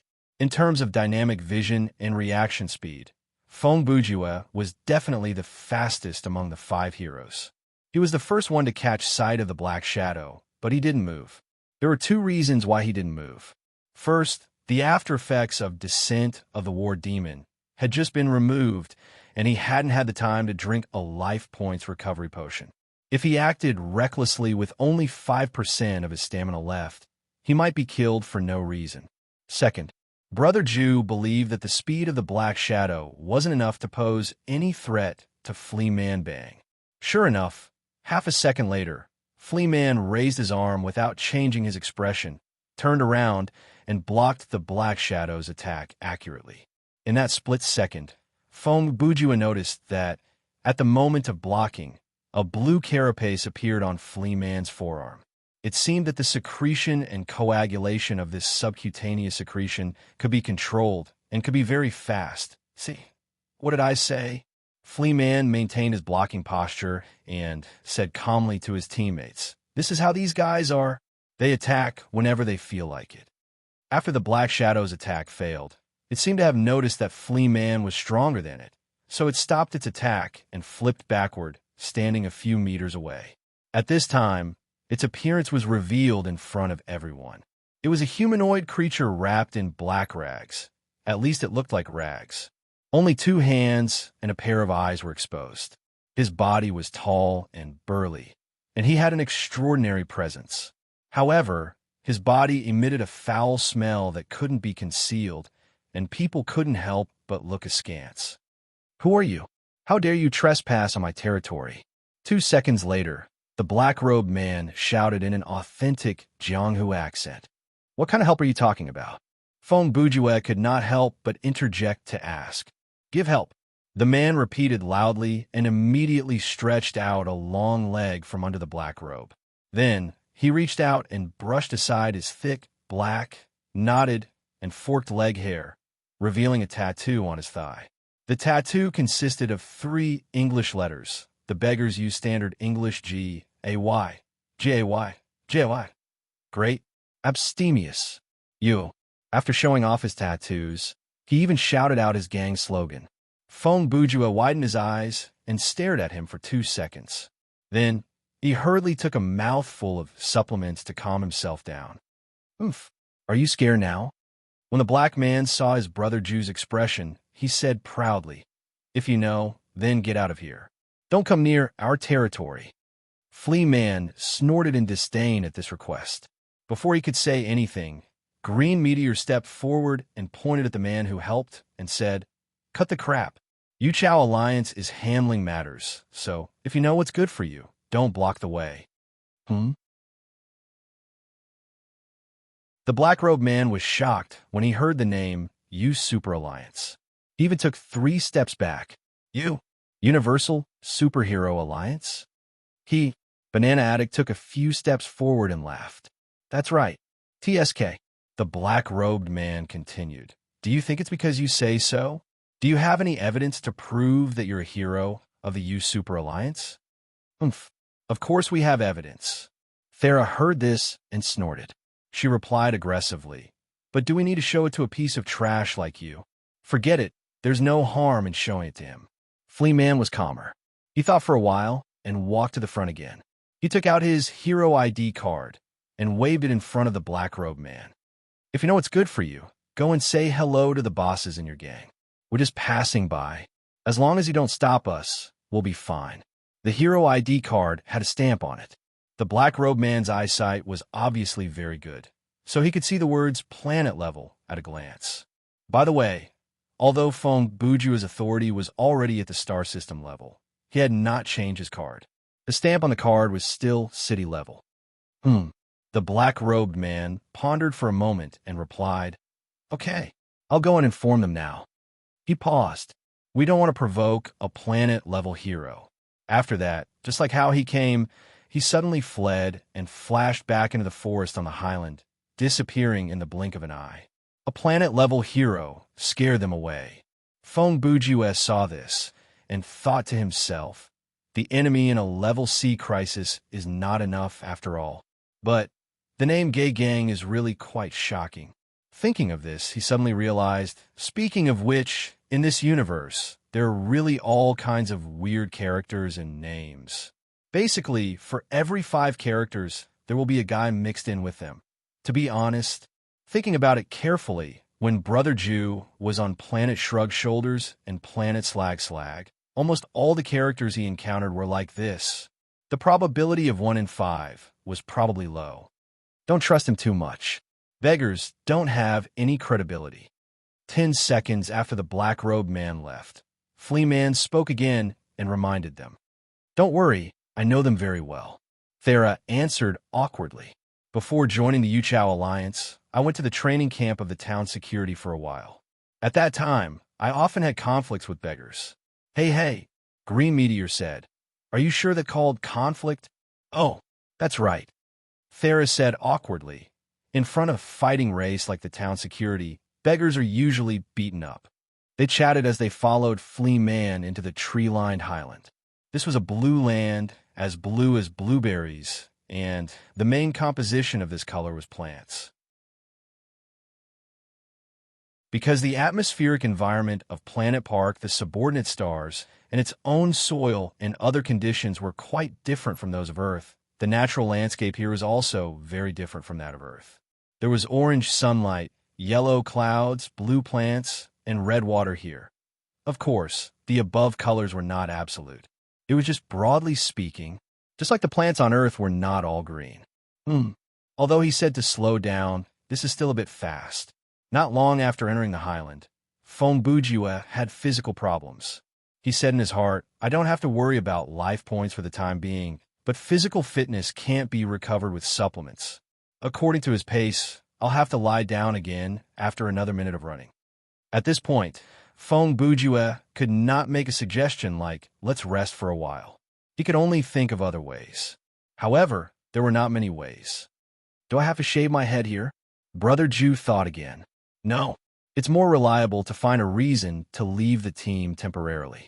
Just as he was about to use his ultimate shit escape, he did not expect something to happen in front of him.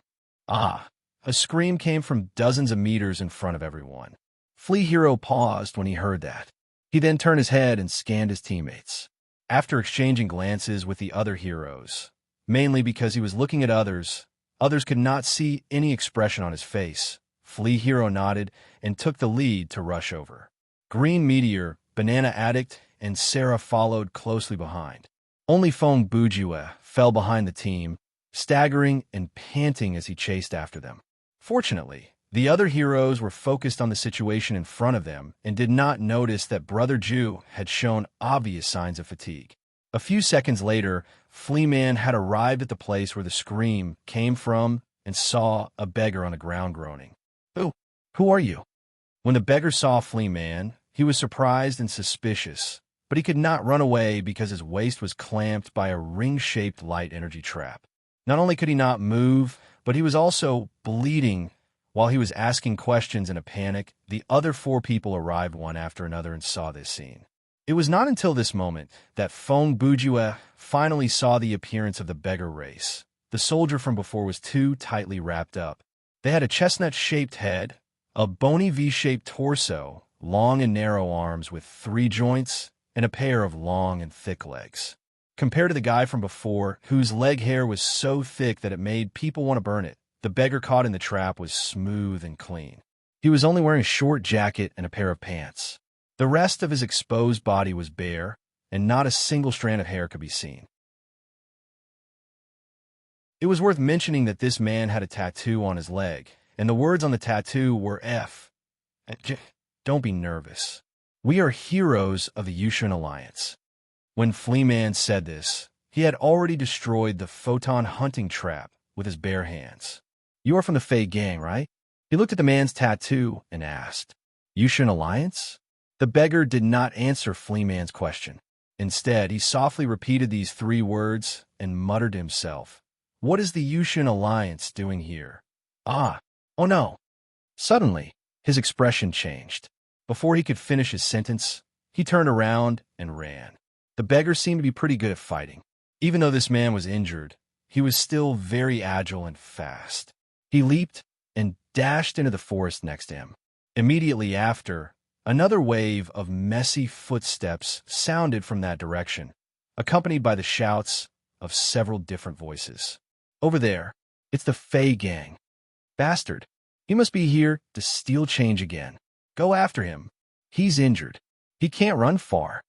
Catch him. Whip his sauce. These annoying lines were getting softer and softer, indicating that the people who said these words were getting farther and farther away. Fong Bujue stared with his dead fish eyes. The corner of his mouth twitched as he muttered, I really regret not reading the relevant information about this mission. Let's come again. At the same time, in a control room at the headquarters of the Yushan Alliance. Buzz, buzz, buzz. The sound of the light curtain door opening announced that someone had entered the room. A week ago, I changed the password for the door of this room. Toad Hero, who was sitting in front of the console, said without turning his head. Obviously, he did not need to look to know who the visitor was. Tinfoil Man smiled and walked toward Toad Hero. If you don't want to come in, then you should change the lock that I can't crack.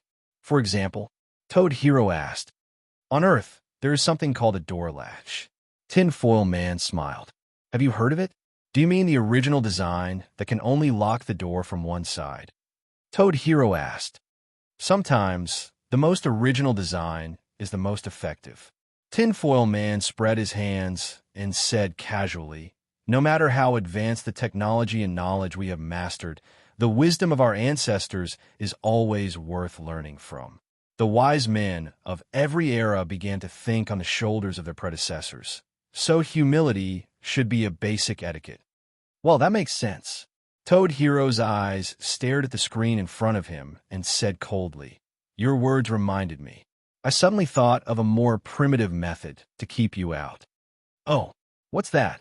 Tinfoil Man asked curiously. Toad Hero turned his face and looked at his friend with a blank expression. He said word by word, Get out. It seemed that the primitive method that Toad Hero mentioned was to directly ask him to leave. Tinfoil Man could not help but laugh out loud. Anyway, your sense of humor always surprises me. When he said this, his gaze moved to a screen in front of Toad Hero. Hey, wait, what's this? A standard room in the Hero dormitory? The next second, Tinfoil Man suddenly showed an expression that said, All men understand. Let's face it, this expression was objectively a lewd smile, and punched Toad Hero on the shoulder. Hey, in way, I really didn't see it. You're this kind of person. Although what he said was very serious, his tone did not mean it at all. Speak. Which heroine's room is this? Toad heroine? Sexy mayfly? Wait, could it be a hero's room? You. To be exact. Toad Hero ignored Tinfoil Man's words and calmly continued what he just said. This is room Z250. Z250, I remember. Tinfoil Man's brain power was amazing. The amount of information he could remember and use was beyond the reach of the human brain. Poker Man's room? Yes, Toad Hero replied. However, my focus now is not on his room because, as you can see, he's not in the room now. He's on Planet Park. I was just about to ask. Tinfoil Man immediately returned to a serious expression and continued. Where did the image next to him come from? I took off Banana Addict's armor. As long as he's still wearing the helmet, I can see what he sees, Toad Hero replied nonchalantly. You're getting more and more out of hand. Tinfoil Man squinted at Toad Hero and said, It's fine if you want to spy on Poker Man, but you're doing the same to everyone else. Quack. Toad Hero did not let Tinfoil Man finish his sentence and interrupted him. Please note that Toad Hero's quack here was not to act cute. On his planet, it meant the same as us humans saying, Do you want to watch with me? Or, do you want to lecture me? Tinfoil Man heard this and pursed his lips. He pulled a chair over and said, Let's make this clear first. If anything happens, I'm not going to take the blame. You're tuning in to the Warrior Lore YouTube channel. Don't forget to subscribe and join us on this journey to catch the most captivating stories.